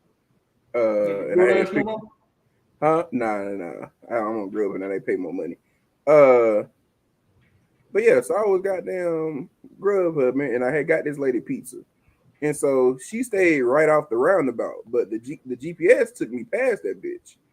And so then I get a message from her and said, "Hey, you need to read delivery instructions with 3 exclamation points. My house is right outside of the roundabout. You passed my house. Come back this way," or something. She was just going off in the messages. So you know, I had already turned around by this point. I was getting the messages. I get there and her son walk out, and I was like, "Okay, yeah, she would have seen my she walked out that bit." The little kid walked out with the goddamn pizza. I mean, to get the pizza or whatever. I hand him the shit, box and all that shit. As soon as he turned around, the thought in my head go, "I should kick this little motherfucker over." That's just I was like, bro. He ain't even had did nothing, bro. He couldn't do nothing back if I did. I was like, no, that's the reason we go to jail. I just kick this little motherfucker over right now. And then the nigga dropped the fucking the cheese sticks off the top of the box. I was like, hey, little nigga. And I was walking to my car. He ain't had did, and it was his mama. So I was like, yeah, so that's why I don't do anything. That's why I was talking to me about being a teacher. I was like, you know, I could be a teacher, but at the end of the day, at one point, I'm gonna get tired of these little motherfuckers, and I'm going to fight. My mama quit just because she got tired of other folk children. He said you should be able to challenge. You should be able to challenge children to fights, except you get to pick another child to represent you. I'm gonna have some 6'1" first grader as my I can agree with that. Yeah. And those my right to trial by combat. Yeah. Oh, I would have honestly, bro. I watched my brother fight. He fought this dude twice off the bus 2 days in a row. I don't know how they even got into the second fight. The first fight happened because he called the dude that he got into a fight with. They was in like 4th grade. He called one of my homeboys gay on the bus or whatever because him and my brother were talking. And my brother like said something to him like, "Hey, chill out, whatever, blah, blah." And he said something to him back to him. And my brother was just like, "Okay, cool." And so I didn't think nothing about it. So I get off the bus. I'm walking like with my backpack, finna go down the street, whatever. And all I hear is yelling. I'm like, look at that. So I turn around. This nigga's whooping buddy ass on the bus. And the second day they came back from round 2. So I'm gonna just say, if y'all ever start the challenges, they had the challenges when for children fights back then. Well, I'd put my brother up against anybody. I'm like, oh yeah, I'm winning, bro. How much we betting on it? I promise you, he gonna win this bit. That nigga scratches. I ain't never seen a nigga punch with fists and scratch a nigga. I'm like, well, nigga, how you do that? Nigga, teach me. Everybody, my shit don't punch that way. And nigga, I swear, this nigga, little dude, face was so bloody, and the bus driver, who could be done pull it off right now, is just sitting on the wheel like this. Because ain't nothing they can do besides just drive. That nigga just sitting there and not. I'm talking about he could be down left, he ain't did nothing, and he was looking at me like I'm supposed to stop it. I was like, I'm just sitting here and watch these niggas until they get done. Until my brother had started choking that nigga out, like, all right, now you gonna be end up killing this nigga. Come on. Like, I know how that anger get because I did the same shit. I choked the nigga out in 4th grade too, bro. We got some problems now that I think about it. So what you saying is all your bullshit. It's a family thing. Yeah, bro. Especially that anger problem, bro. I don't know who we got that shit from. Well, we all such happy people, but once we get angry, it's like a different mother. It's like a different nigga. Oh, everybody. We got that shit exactly from my mama though. Who is the alpha woman, which is crazy though, because my stepdad is also like an alpha male, so I've never understood. Yes, because like I was talking to T about it, and she says, I said the only man that'll be suitable for you is an alpha male who is more dominant than you, because like an alpha male ain't gonna put up with your bullshit. Yeah, they give you a little bit, and then after that. Cause like they ain't here for the bullshit. Like they would rather kick your ass out of their life than have you disrupt their peace. I ain't got time for that. But So, yeah. What you say? So what now? I said, what you saying? Go ahead. Oh, I was gonna say, now when it comes to beta men, a beta male is pretty much a mama's boy. Cause like the dude she just broke up with, this nigga was the definition of a mama's boy. Like, if you like, this is just some of the shit that this nigga used to do. You know, basic dumb nigga shit. Borrow your girl car, don't put no gas in it. Borrow it again, ask her for gas money. Wow. Wow. That's what, bro. Hold on, wait. So, real quick tangent on this, real quick, Levante. So regardless of who's paying for the gas, when you're at a gas station, like with a woman, maybe you're a woman.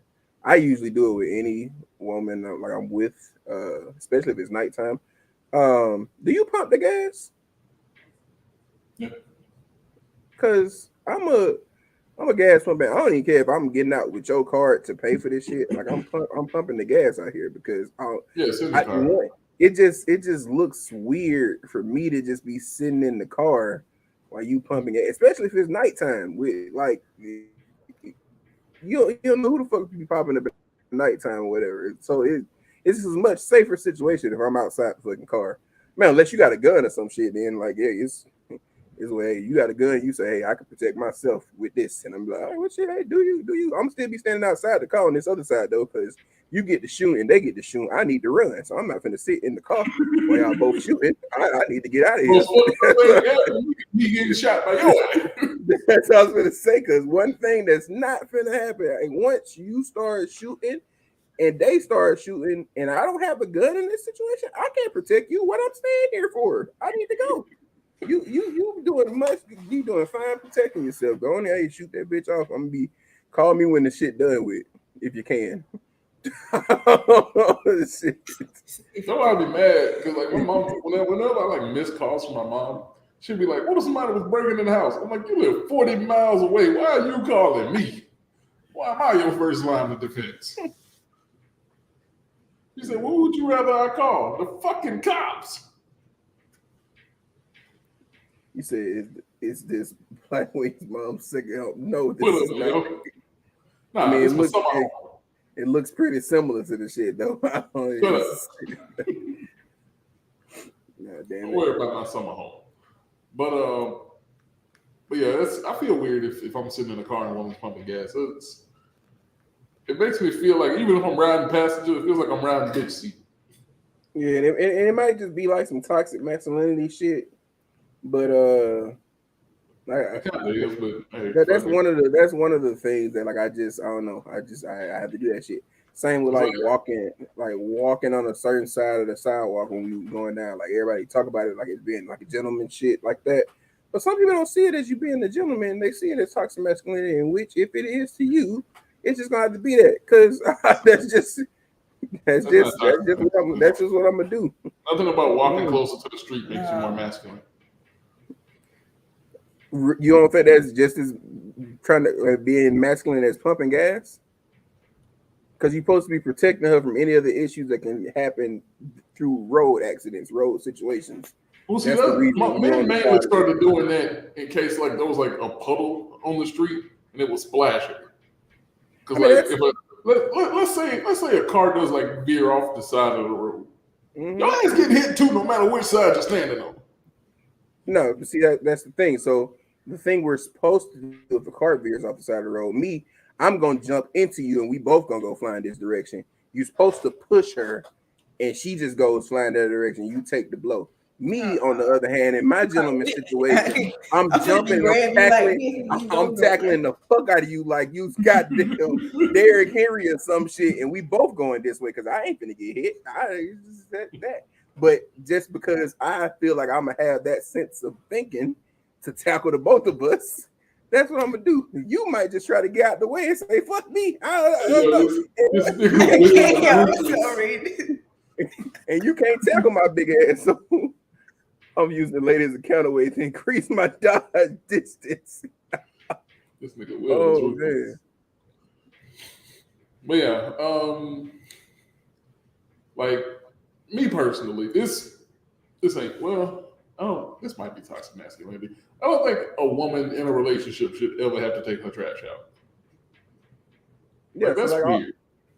all that is considered by some as like gentleman things. Some people consider it as toxic masculinity. I don't. It's just a that's a line that I have decided that if it's going to be considered either one, I'm just going to tote that line. I don't care. Yeah, Because like I'll take that. that's just what it is. Because you're going to be doing the shit if I'm not there. But when I am there, like, hey, shit, ain't like you finna call me and be like, hey, can you come take my trash out? I'm not doing that. If I'm there, I take the shit out because I'm there. Don't So- get too so situated in back a to me. gentlemanness. Like it would be trash day, and this nigga didn't take the trash out. That's another thing. You shouldn't have. If you know what day the trash went, you shouldn't have to tell the nigga to take the trash out. Yeah. So she would go and take the trash out because the fucking trash is about to come. The garbage truck's about to Just come, common sense. and he'll look at her and be like, "Oh, I would have took it out." No, you wouldn't. You wouldn't. You You did. did. You done it before now. You just do it. That's why I said, Suge. Now, if that's the case, then you just gotta go and take your trash out. That's what you do. But Your trash get full when you're not at home. oh man, no, he talking about when she was talking about like when the man. I'm assuming because we talking about we taking the trash out. So she's saying, Oh me yeah, not- the man's not at home. Yeah, I mean, yeah, you just gotta take it out. Just like if you driving by yourself, you got to pump your own gas. Or if you walking down the sidewalk by yourself, you got to protect yourself from whatever car come flying at you. I wish a woman would call me to tell me to come pump her gas. Yeah, so Oh, them damn near fighting words. it's not the fact that you can't do it yourself. It's just the fact that I feel like I need to be doing it. And that's just that.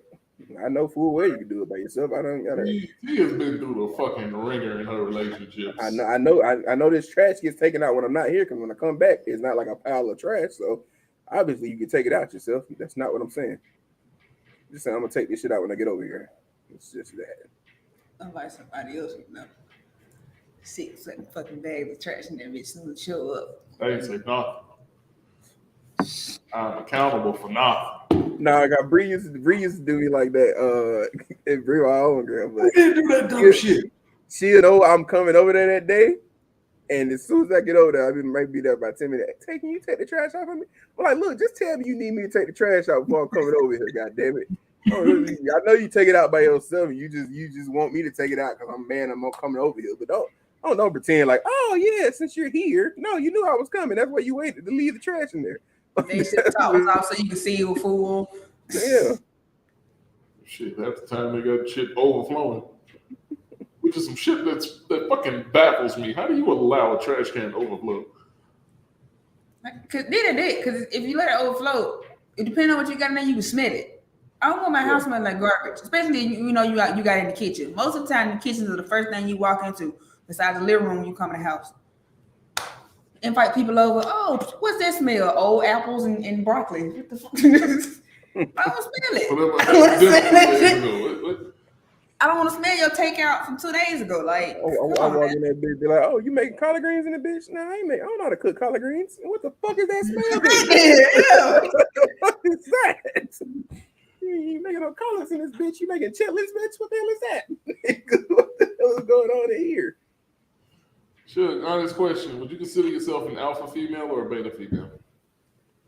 Because ever since T told me that, I've just been asking women at my job, and I get some shocking answers. I gotta set a lot of people straight. I talk about alpha and beta as if like, you know how people be saying, oh, I'm a Sagittarius sun, Aries moon, that type of shit. That's how I talk about alphas and betas. Suge is an alpha sun, beta moon. That's what she is. Because she real soft on the inside, but her outer shell is hard and tough and alpha. But she's soft on the inside.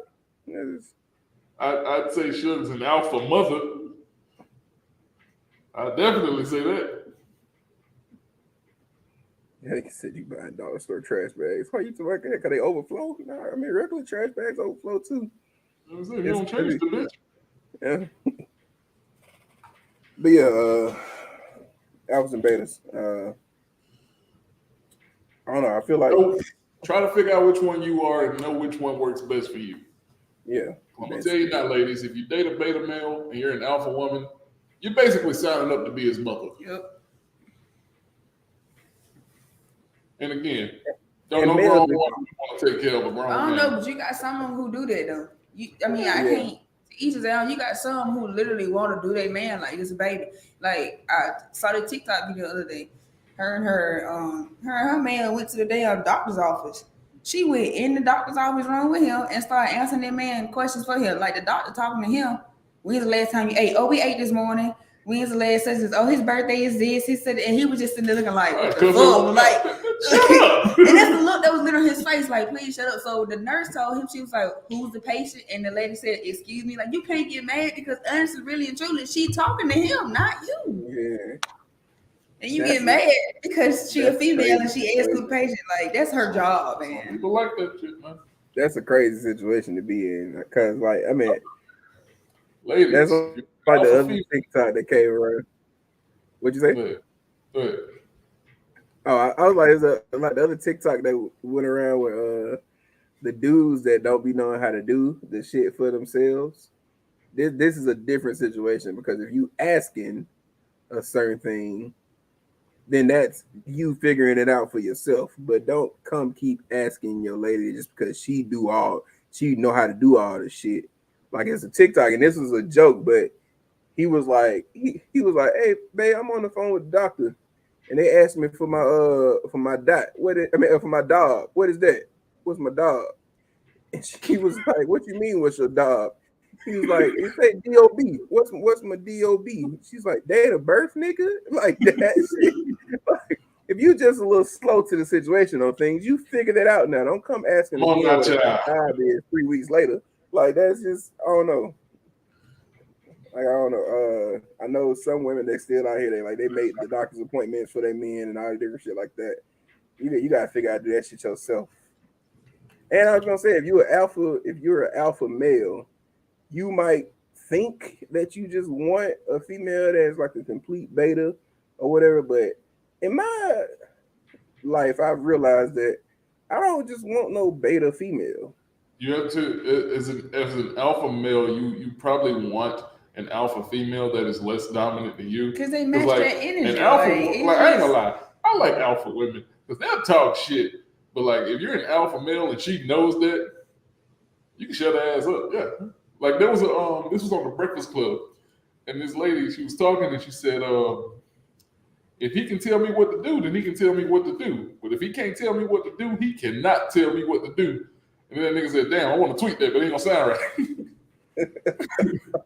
Like, hey, some women like it when a dude, like, snap back at them a little bit. They be liking that shit. They be like, hey, do it again.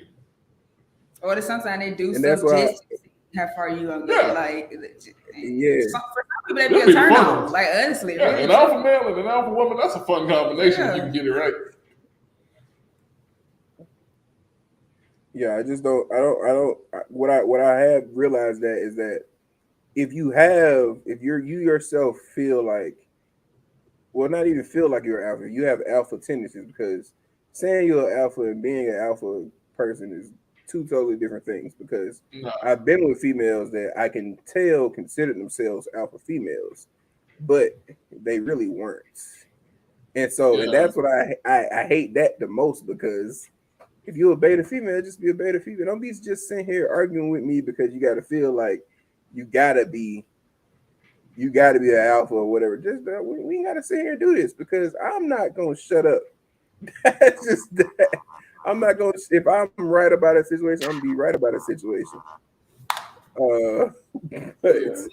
Yeah. What that basically boils down to is ego. Because like a beta male with a high enough ego is gonna assume he's an alpha when he's really fucking not. Because like again, with the dude T was dating, this nigga used to always try to stroke his ego, and then when T put the nigga in check, he'd be on the bed crying and shit. Like,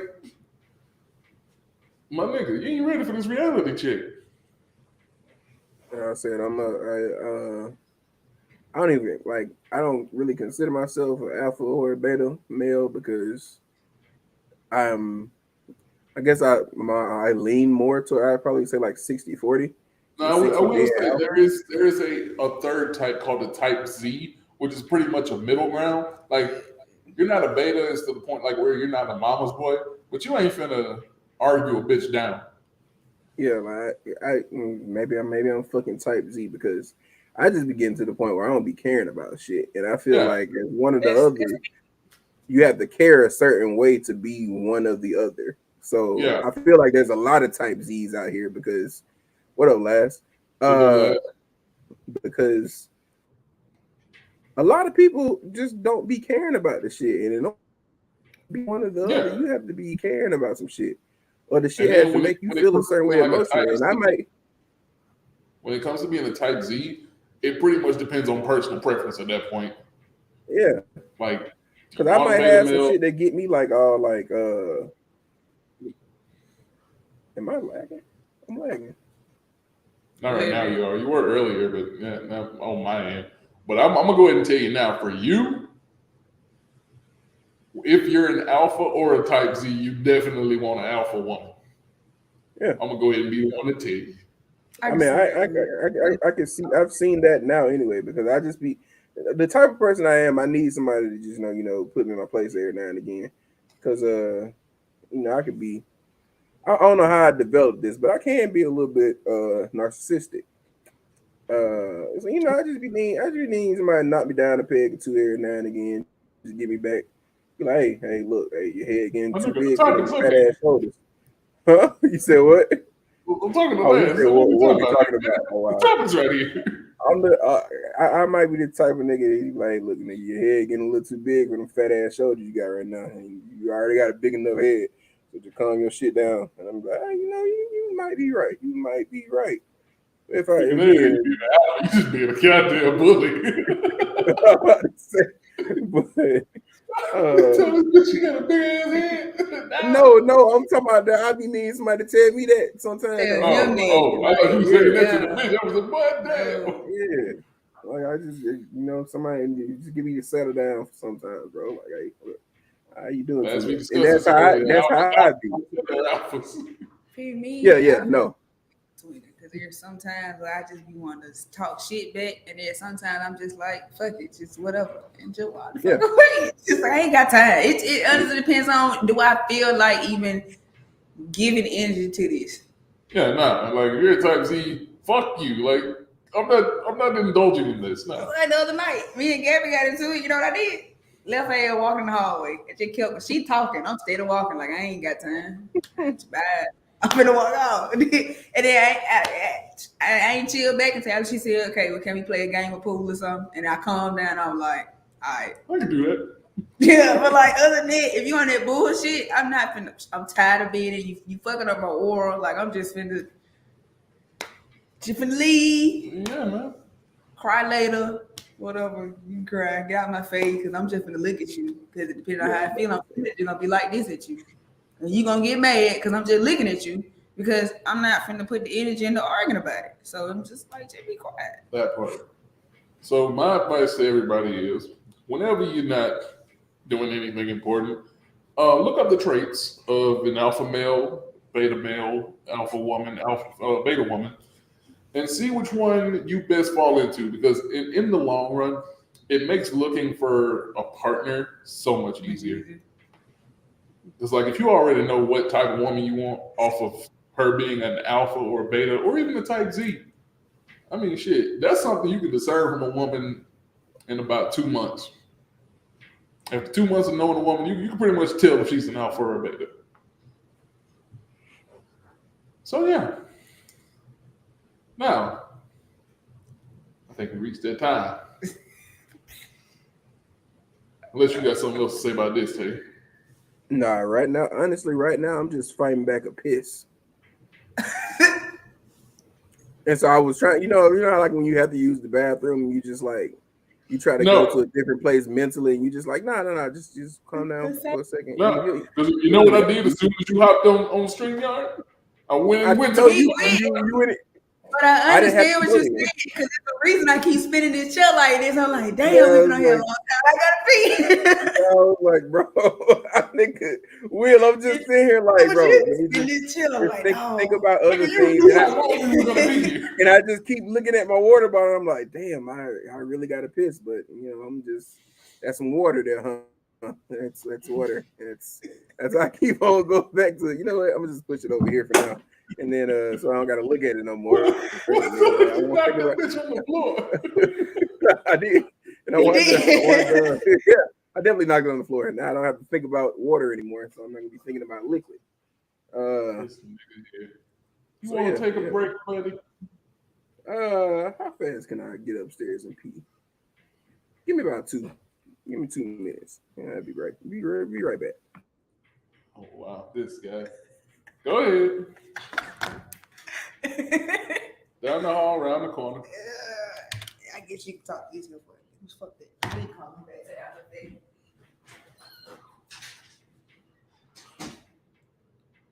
I'll see the degenerates I got to deal with. This nigga said, "Nigga rushing water, my guy." Oh man, these are motherfuckers I got to deal with on a regular basis. Love them though, love them to death.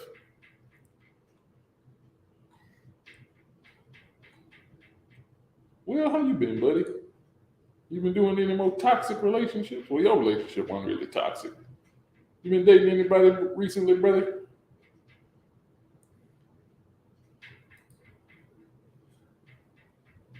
Telling you, bro, these motherfuckers here, because Tay know how long we be going on for these shits. Now, Kay, I can understand, because, oh my God. Nah, just been living the single life. I feel you, brother, me too.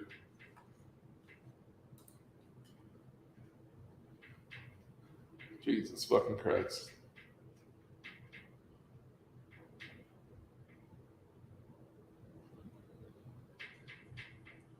Well, I guess it'd be a good time to say this. If you guys have any topics you want us to talk about in season 2, be sure to let us know. Huh? I think it's me. How the hell you beat this nigga? I ran. Jesus fucking Christ. She didn't beat me. I was just over here fucking with my camera. I unplugged when I got up. I said, I'm son of a shit. But yeah, I almost switched my angle coming down the stairs. That tell me your mic was unmuted. Huh? When I almost tripped down the stairs? Yeah. Oh no, it wasn't unmuted. I just unmuted it. But yeah, if you guys have any topics you want us to discuss in season 2, be sure to post those in the comments, send them to us directly. Discord, Twitch, YouTube comments. Half of y'all probably got our numbers. So yeah, and we'll be sure to cover those in season 2 in about a month or 2. We don't know yet because we niggas.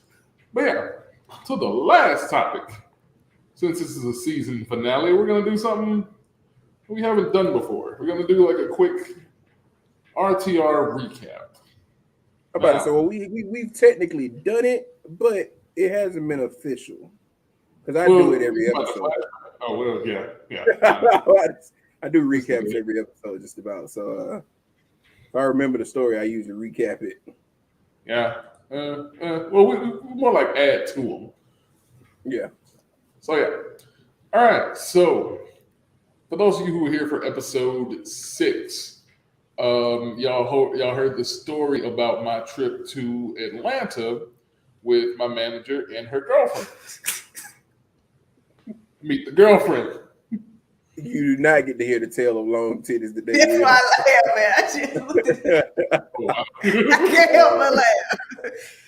This nigga here. So yeah. I will say again, just so I'm holding face here, that long titties was a homegirl, and I tell her titties was long to her face.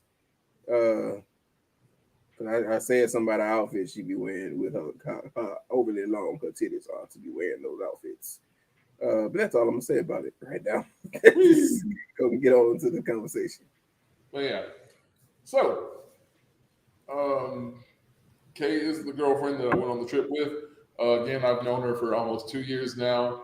And you all heard the Atlanta story. Tay heard the Atlanta story. He said he had a couple of questions. You go right on ahead. I ended up showing them the video, to which they immediately said, "We got to get on the podcast." So I'm like, "All right, bet. I'll get y'all on." This nigga was saying what a wonderful story it was. And he missed some parts, so I gotta tell you. Yeah, she is going to fill in some gaps that I kind of missed. I'm about to say, so we will fill in some gaps, and I ask my questions based off some gap fillings. What was I about to say? Damn, I was going to say some shit. I lost train of thought when he said this about the wonderful story. Oh, you want to know something about their story, and even like just hearing any like little minor stories in the past? I never knew either one of their names, Levante. You didn't? I don't, because I censor names, nigga. Yeah, you do a good job of censoring names, because he that's even last when he told the story. All he was saying was the manager and the girlfriend. So this is everybody's first time getting names, just so everybody knows that, because Levante censors names very well, and his names will only be brought forth if they bring their own names forth. Me, I do a bad job of it, so I'm not. I've just decided not to censor them anymore. That's how I'm gonna end up saying it. They were both supposed to be on the podcast, but again, the other one's a degenerate and she was asleep. So I can go ahead and say the girlfriend's name. She was going to be here anyway. The manager's name was Gabby. So we got Kay and Gabby. These are the ones I went to Atlanta with. We were there for 3 days. And what was I about to say? I did. Lost my train of thought. Well, yeah. So yeah. What do you have any preliminary questions? Well, so right there. I'm gonna go ahead and answer that. It was not me. I was gonna say that was definitely Gabby. I could tell that from the story. Thank you.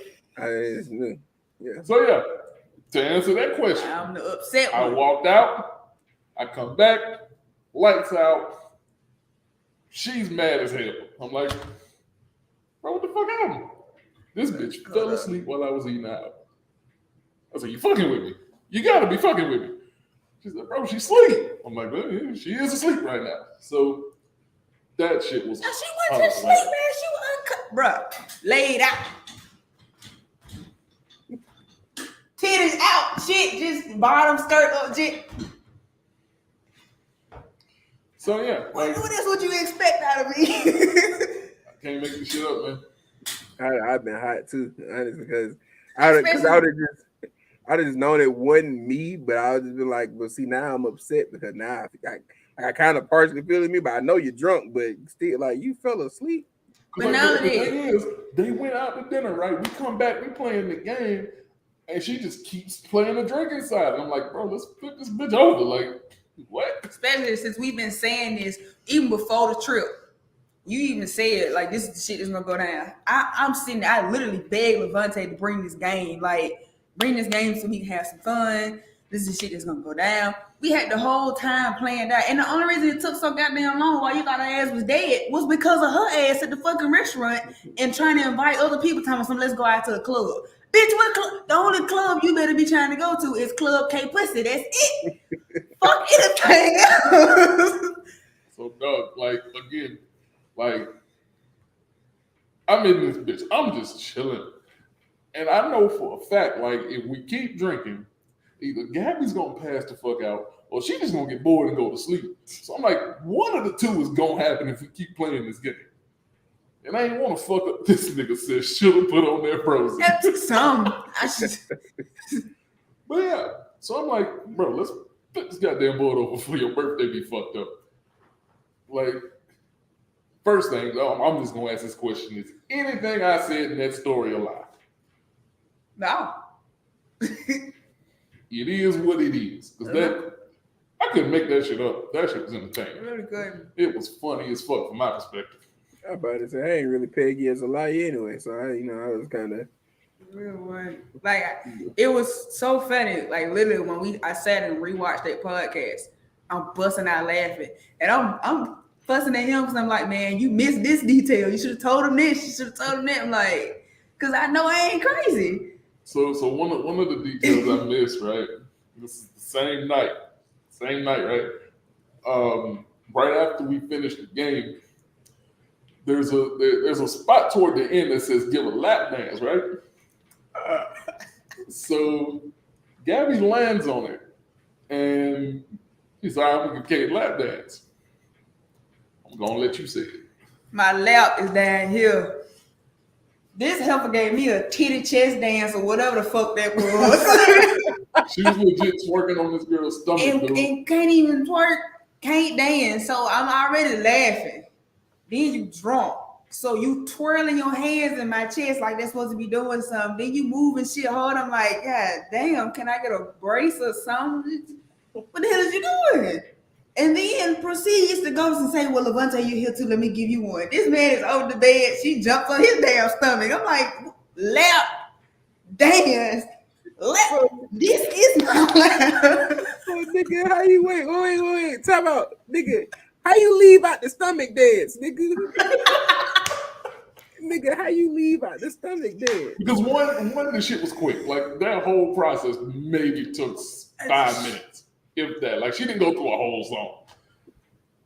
If the shit was just so fucking terrible, I'm trying to couldn't decide which song she wanted. You switch from one song to another in the middle of it. Bro, you just that shit was funny. What you got going on? How drunk are you? Put that bottle down. My nigga. I really wished we had this stomach dance when it was first brought up, because you said it was quick, Levante. I'm gonna just let you know something. If a bitch was twerking on my stomach, I don't care how short of a period of time it would have been. That should have been long as hell to me, because I'm gonna be like, what the hell is going on? Like I have a bunch of areas that you probably could twerk on me, and I'd be like, okay, whatever. But on my stomach, nigga, I'm a big nigga. My nigga. Like, this is how I know it was quick, because she did not get through a whole song. But at the same time, I feel like we was in this bitch laughing for 20 minutes. Well, let me ask you this. We both making direct eye contact, laughing like a motherfucker.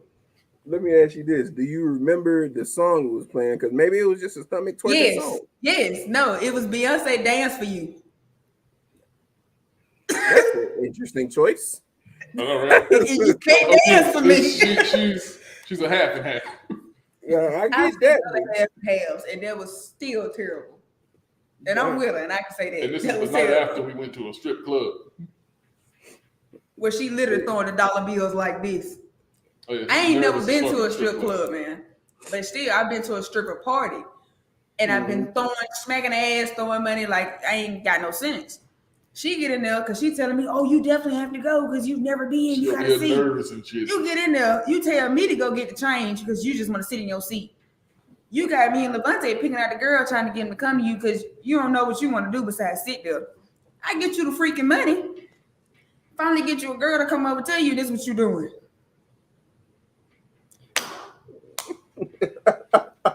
Being polite, throw the money. Like I am. Like we in this strip club for maybe. This is ridiculous. I'd probably say about 2.5 hours. About 2.5 hours.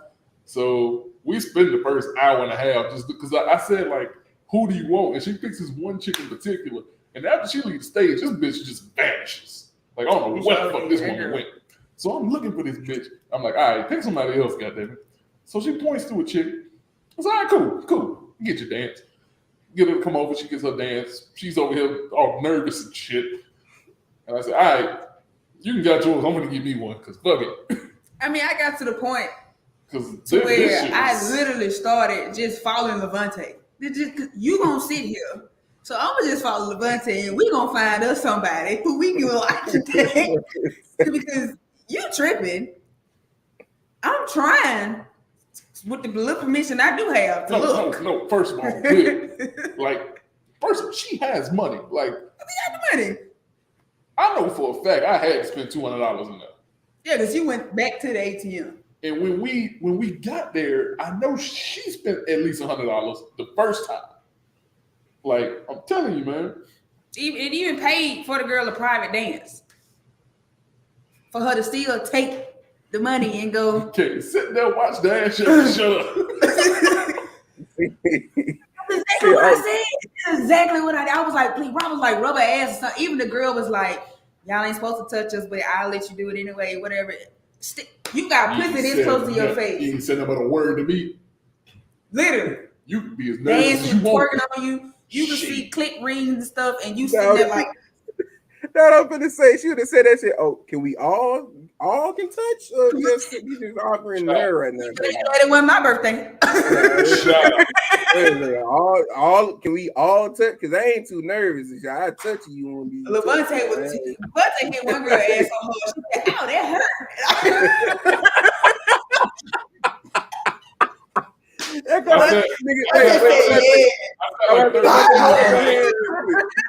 Hold up your hand real quick. Hold your hand up. You see what you have there? Some big ass fucking hands there, buddy. So you can't just be out here, goddamn, throwing these big ass balls and asses.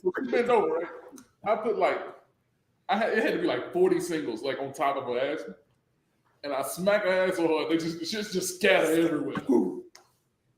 The shit look like confetti. She looked back at him like, hold up. And she said, "Ooh, that hurt." But she was still twerking that ass though. She was still. Hey y'all want to see a ghetto party popper? I say a party popper, all right.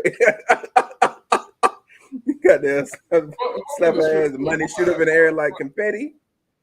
See, I can't do strip clubs. One, because I don't have many things I'm frugal with my money on, but anything that gets me bro, when I say that's the first strip club I've been in damn near 6 years, like strip clubs equal, but if I'm here, I'm gonna have fun. No, I don't. That was my first one, so anything that gets me any type of like aroused or entertained sexually, I just feel a certain type of way about just flying money at it. I'm like, nah, I could just go home to a personal strip club. You don't like paying to be bricked up? Yeah, I'm like, shit, nigga. I'm sitting here and pay some money to get all bricked up, pitching tents and shit, and I ain't gonna get to do shit in this bitch.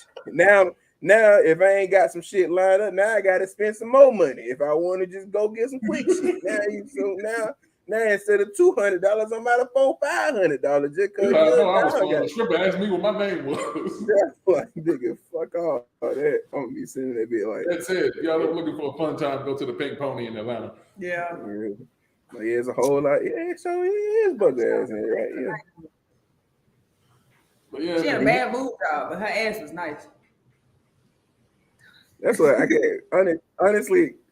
It being in a strip, because I don't been to a good number of strip clubs. Being in a strip club with a stripper with a bad mood is like being in a restaurant with a waiter with a bad mood, or like going to any literally people that work in HR and be mad that they got to talk to employees all day. I'm like, bitch, you work in HR. You talking to employees. You work in a strip club. You shaking ass. What are you upset with me for? Because I'm here to watch you shake your ass and give you some money. Wow. No, she went in a bad mood. She had a bad boob job. Like, it was what the girl who bad boob. I thought you said bad mood. I was like, yeah, like, of course, if I'm looking, I'm gonna see. I like titties, so of course that's the first thing I'm looking at.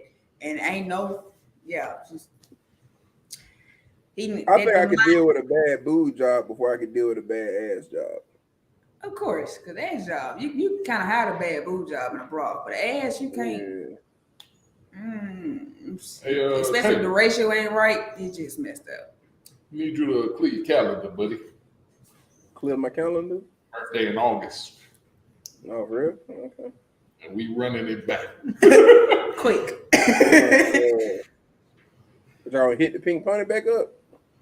I don't know. I might hit a different one. Let me go somewhere more hands on. Yeah. Don't be upset with me. I'm about to say, now, if it's a hands-on motherfucker, then I might be a little less frugal with my money. But if it's just one where I got to be in there, like, I could do this on my phone, to be honest with you. I ain't never got to excited about just seeing some ass.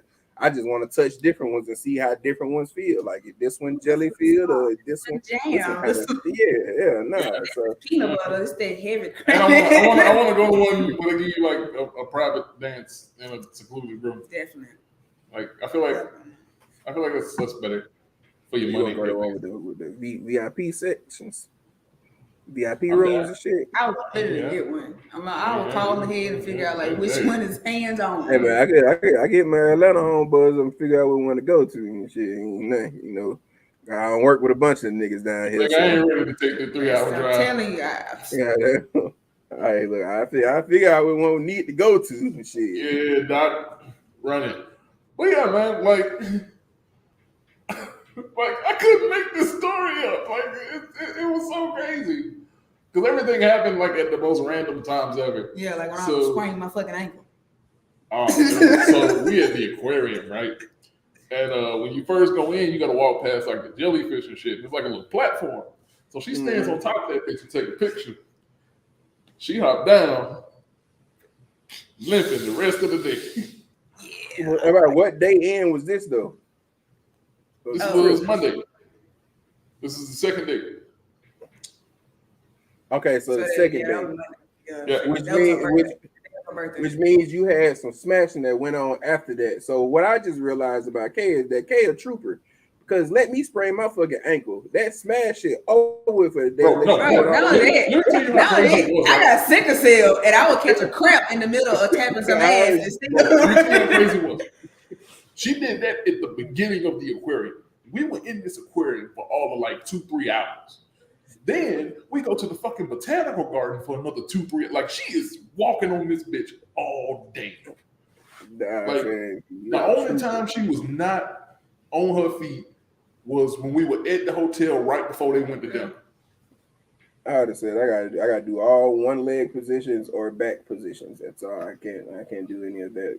All the power stances are done for the night. And bro, like the next day, I said, "You feeling any better?" She said, "Hell no." And we still doing shit like.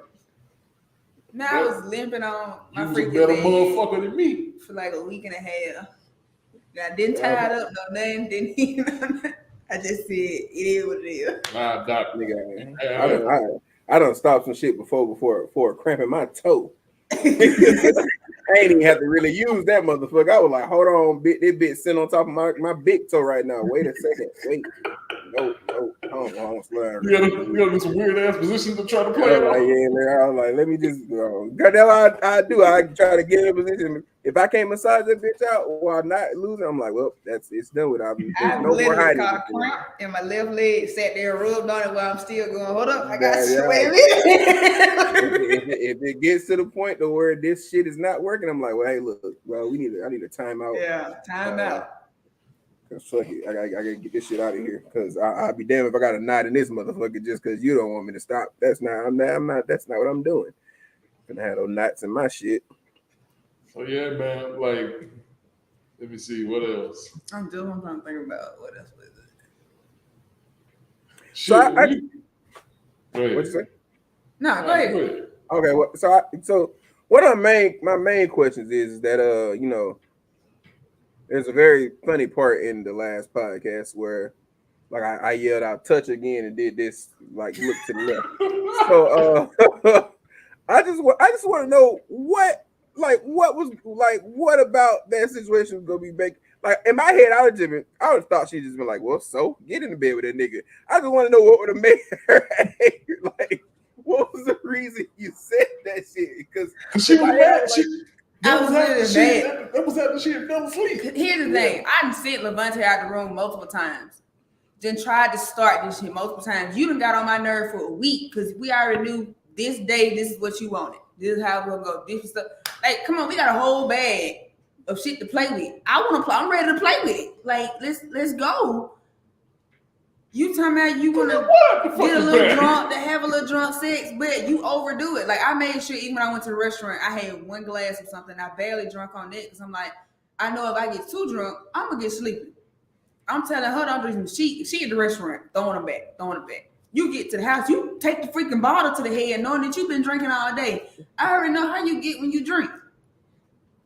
You either going to get out of your mind and start acting an ass and we going to be fussing. And then you gonna be mad because I'm gonna stop fussing and just look at you like this.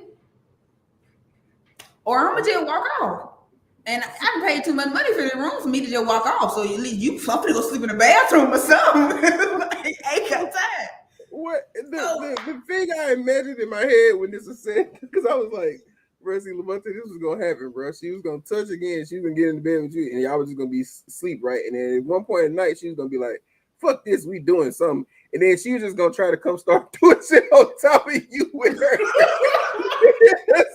I was like, Well, no, I wasn't even thinking about that. So I'm thinking like, if she in the bed with me, eventually her drunk ass gonna walk her way over here, and I'm like, let me tell you something. This is another thing that happened. that's what I was saying. That's what I'm saying. No, listen to me. This is why I didn't want shit to happen. This was right before she started doing the lap dances, right? She said, in a quote, if we gonna do that, I need to go throw up now. Yeah. I said, bro, she was gonna bring her drunk ass over there, but she was just gonna be trying to do shit with Kay like on top of you, and then if she would have thrown up, not so there's an issue. So there's a thing about like being in a situation where it's throw up. So if you're in the act yourself and it happens, yes, you're upset about the throw up, but at least it was you. If it's two motherfuckers that just don't happen to be in your bed doing some shit and somebody throws up and now it gets on you, nigga, you are a different level of mad because now you like, I wasn't even doing shit because I knew her drunk ass was gonna throw up. I wasn't even in this situation. I was just over here trying to catch some Z's, to be honest with you. That's another reason why I was telling her to stop drinking because I was like, you don't eat, you ain't been getting high or whatever, so just chill it out for a minute because you're gonna get ready to throw up. Everything I said that could possibly go wrong went wrong. So when that shit happened, this heifer literally fell asleep. That was it for me. Put my clothes back on. Put my clothes back on. Immediately sit Levante and get your ass back up here. I fuck this shit. Levante came back through the door. He came through the door. I literally just threw the cup on her because she was still laying there butt ass naked for the most part. It was, at least her dress was halfway in the middle with her. I don't know how the fuck she had the goddamn dress on. When he walked in the room, I just took the cup and tossed it on him. And he just looked at me like, what the hell? And he looked at her. She still. I'm sitting there shaking my head like. Let me tell you, Will, if she was drunk enough to mistake Levante for Kay, and she was a different type of drunk. Bro, like, that, twice her weight. Got in that bitch and say, move over. Wait, oh, you a little heavy today. Why you so heavy? Oh, shit, I knocked my camera out again. Fucking around, bro. Oh, shit, man. So at this time, but see, the thing that made is because she waited till he got back. It's already super late. It's in the morning time. Literally, when it's almost 3. About 2, 3 in the morning. Yeah. I'm not finna send him back out to be because kids. Then I know you so drunk. It ain't even finna be enjoyable. I'm literally just finna do what with you. What I'm finna do with you? You that drunk? What are you gonna feel? What are you gonna enjoy? What am I gonna enjoy? Because I'm not finna be trying to hold you up and hit it at the same time. Ain't no time. No. So like I'm like, fuck it, go to bed. That's when she wake up fully telling me, so no, let's do something. You steady taking clothes off. I'm looking like I'm put your clothes on. Like get under the cover, roll over or something, just whatever. Leave me alone. She steady fussing, steady grabbing me. I said, you touch me again, because then she trying to pull my shit off. You touch me again, I'm going over there with Levante.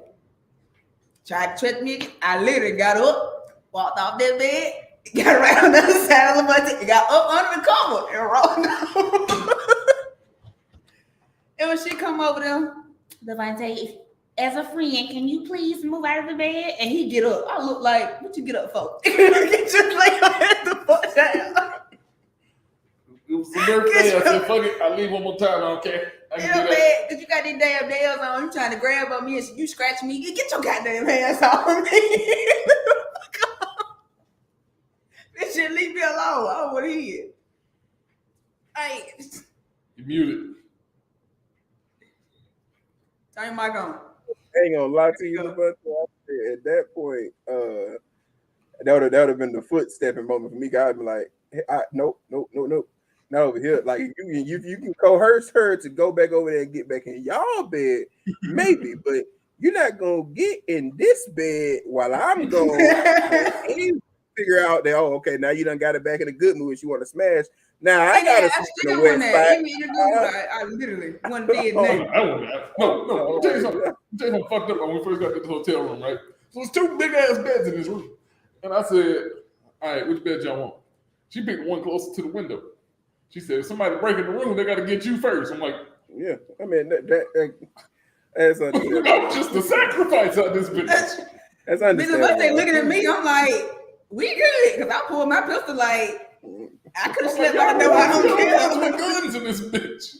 That's understandable because I mean, I like, got to die. it's just that you supposed to. It ain't gonna do no good if you back up behind them and somebody break in that bitch. Ain't no good if I'm blocking they bullets too. One nigga.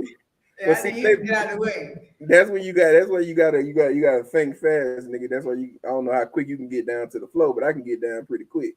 That's why they be I like, can get down quicker if I'm back by the window. But see, you ain't gonna have to get down over there. You just gotta move out the way. Up there in the front, though, you gonna be like, oh shit.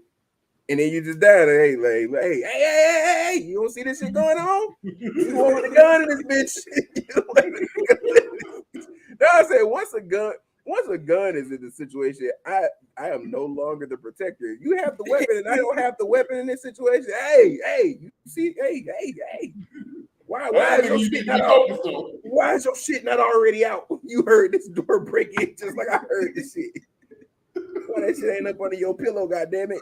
And for the most part, it really was. That's the thing. I'm like, so I really. Oh man. Huh, I don't mess around in Atlanta though. I get my shit when I'm in Atlanta. Be down there. My brother came in and been asking about some shit the other day. And he was like, it's getting scary out here. I was like, bro, I don't know if you trained your attitude enough yet to have a weapon. Because you might just be out here shooting niggas. That nigga would definitely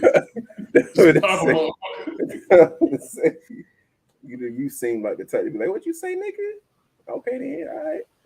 And then just walk to your fucking charger and pull some shit out. Like, I ain't even see, we ain't got time to be playing around with that shit, bro.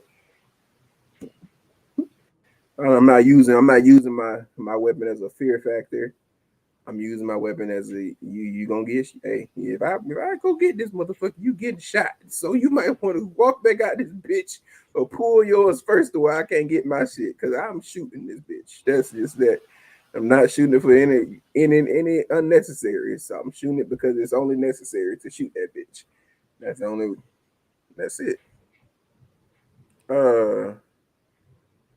What else did I don't know. I had another question. I can't think of that shit. I don't know, but I was definitely laughing when you said females had quickies. Yeah, no. That shit was funny. I was so balling. Watching the video, and she said, I didn't know lesbians who would engage in strap-on sex. That's what it was. Definitely do. That's the part that I did not know. Like regular quick, like if y'all bumping click, like I can understand that or some shit, but like I just didn't understand that y'all had like, is it a double quickie?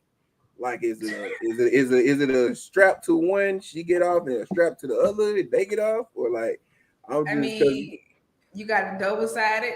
You can do quickies with that. Both of y'all go ahead and get it off and call it a day, or you just if you just got your strap on. Like if I had mine on, like I could still bust one.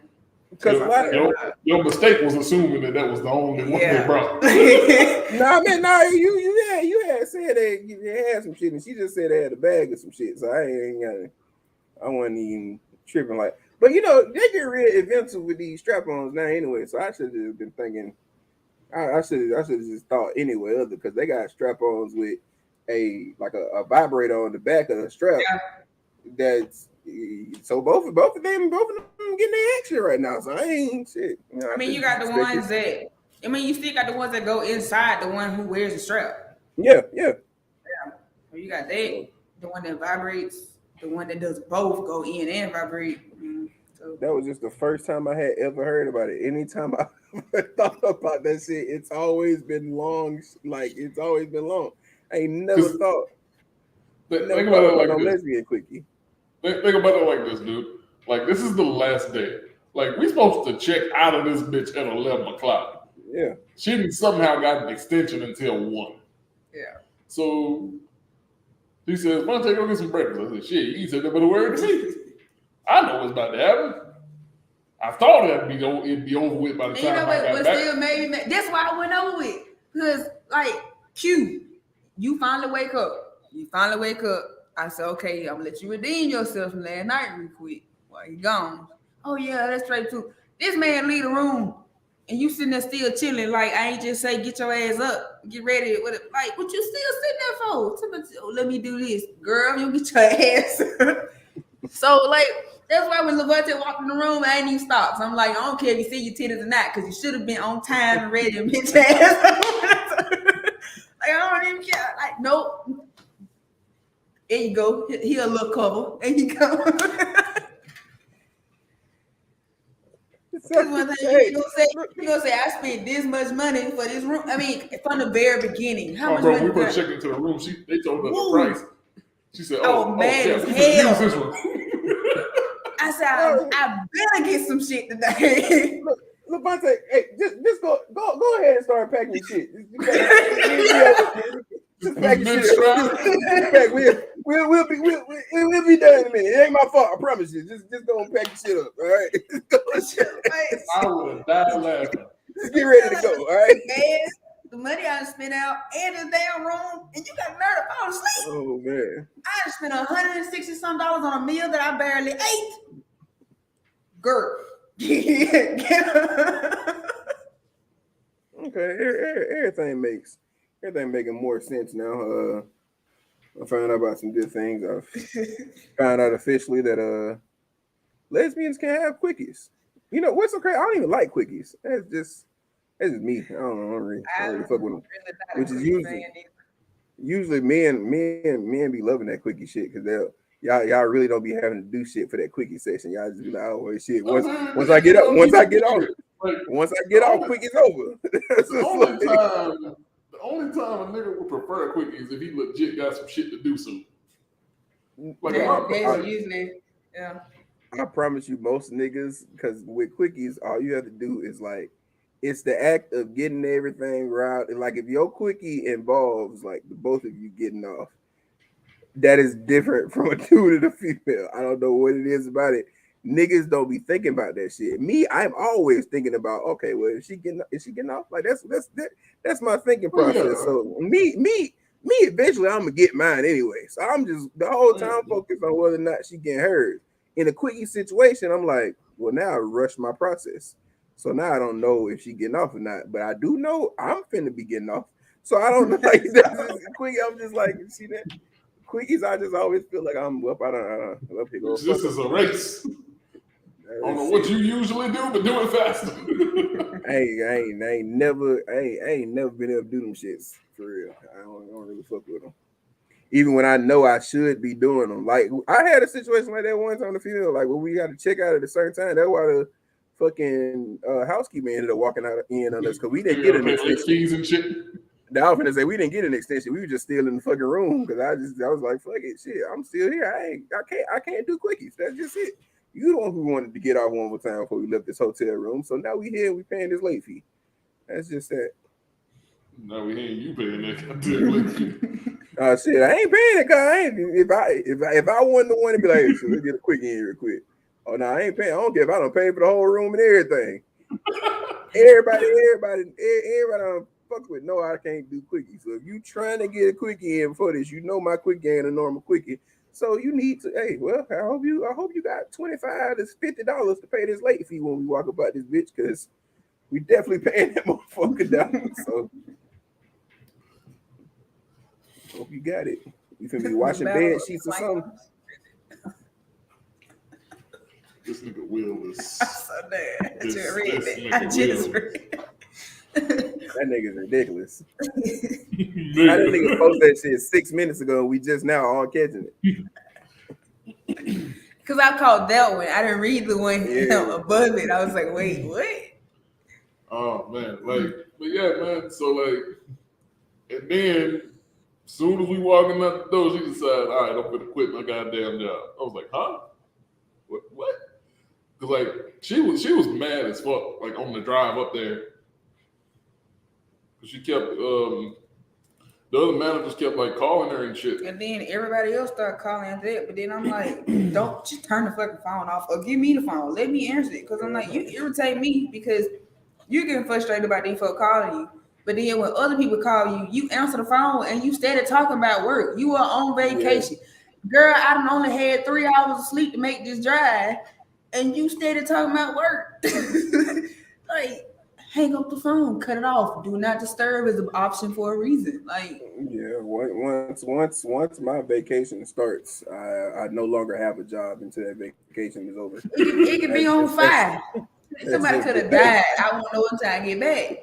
That's just what I operate on. Once that bitch is started, everything else is done. This is like what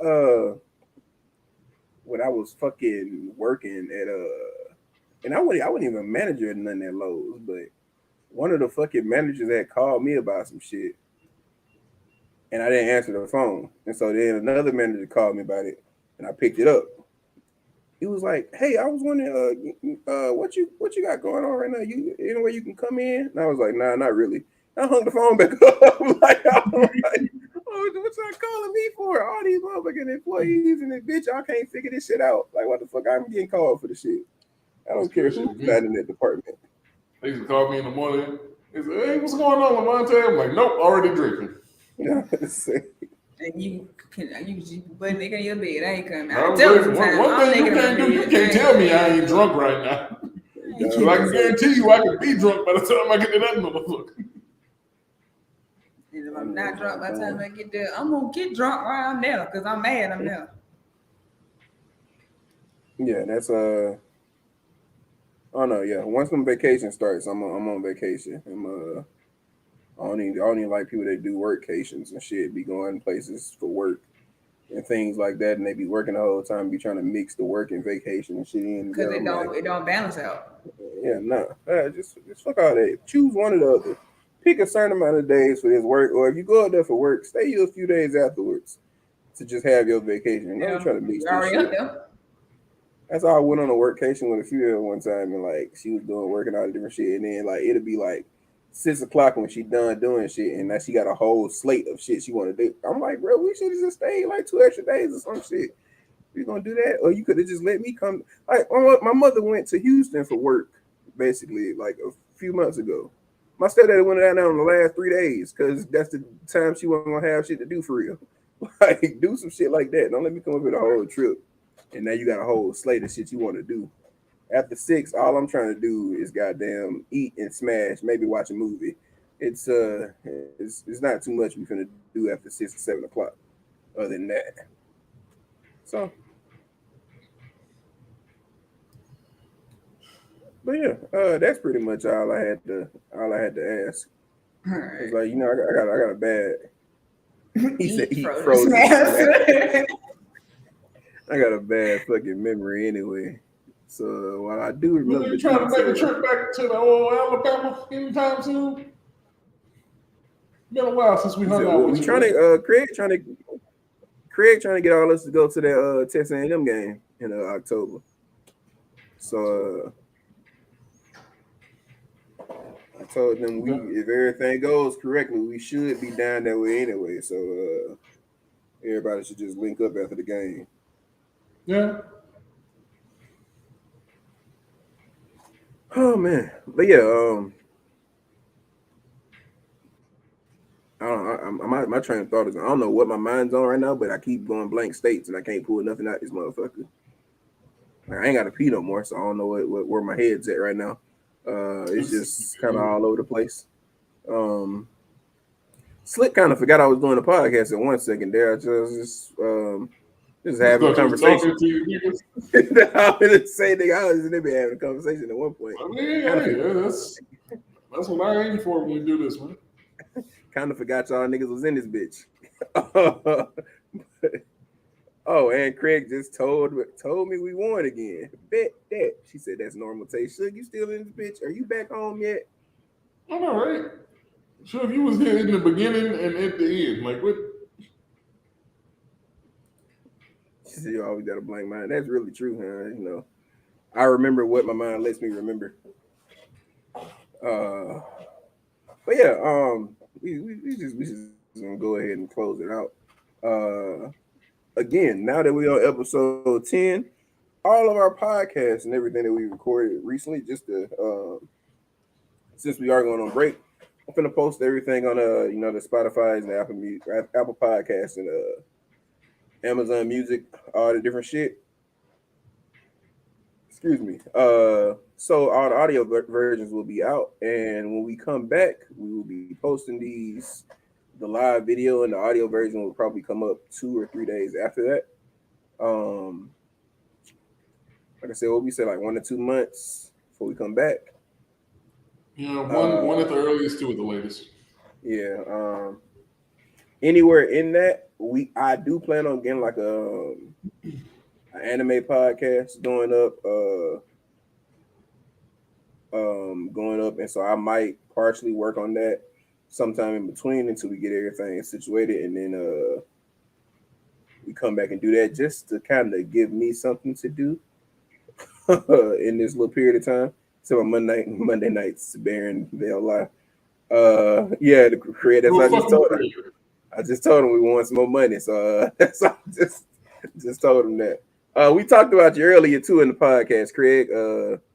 You need to go back and listen to that. What we said in the podcast about you being in the friend zone for a second. But yeah, this nigga Will said he gonna miss us. You need something to do on Monday nights. I mean, shit, if I'm not podcasting, I'm just be streaming most likely. So I mean, I'll still be in this bitch. You know, you could just pop up to the stream. First perfect day. No lie, Craig. No lie. This is a little off topic. I'm sorry, I gotta hit this on podcast. I had 3 bets today. All them bitches hit today. So this is my first perfect day for real. So I'm in a pretty good mood. That's kind of why I'm kind of just go count and see what I'm betting. This nigga finna light the Grub Hub up. Nah, I ain't been doing that. This is everything that's in this app is betting money. Just anything that's in the app is betting money. Actually, Craig, we didn't talk about any of your main because you've been friend zone before. We didn't talk about your friend zones that I know about. We just talked about your friend zone with a certain female that you friend zone back. But yeah, I'm gonna get the fuck out of here before I keep talking to y'all motherfuckers. If you are following us on Twitch, both of our Twitches, YouTube, the videos will be up on that. What you about to say, Levante?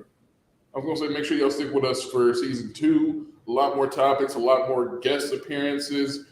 We're gonna have this one back and the other degenerate, along with a bunch of other people. So just be looking out for it, man. Yeah, got some good stuff on the way. Like I said at the beginning of the podcast, I'm not lying. There will be videos soon. Just I'm not gonna tell y'all when. If I tell y'all when, then I will be lying. But appreciate everybody tuning in today. Appreciate Kay coming on. Appreciate Levante for getting on today. But nothing else. You got anything else, Levante? No, I just want to say we appreciate y'all for sticking with us for 10 episodes. And eventually we're going to start doing other stuff. Still going to do the podcast the same way we always do it. But if we start living together, probably on the way. Yeah, we will be starting an anime podcast at some point. Stick with us. We might do some vlogging or something if we're going to be living together anyway. We got to come up with some more story times to keep y'all entertained. Yeah. Well, I mean, I got plenty of them. I just feel like Levante needs to live relationship life a little longer so he can have a story to match up with every fucking story I got, because I got plenty of them. As y'all know, I've foregone drama in my life.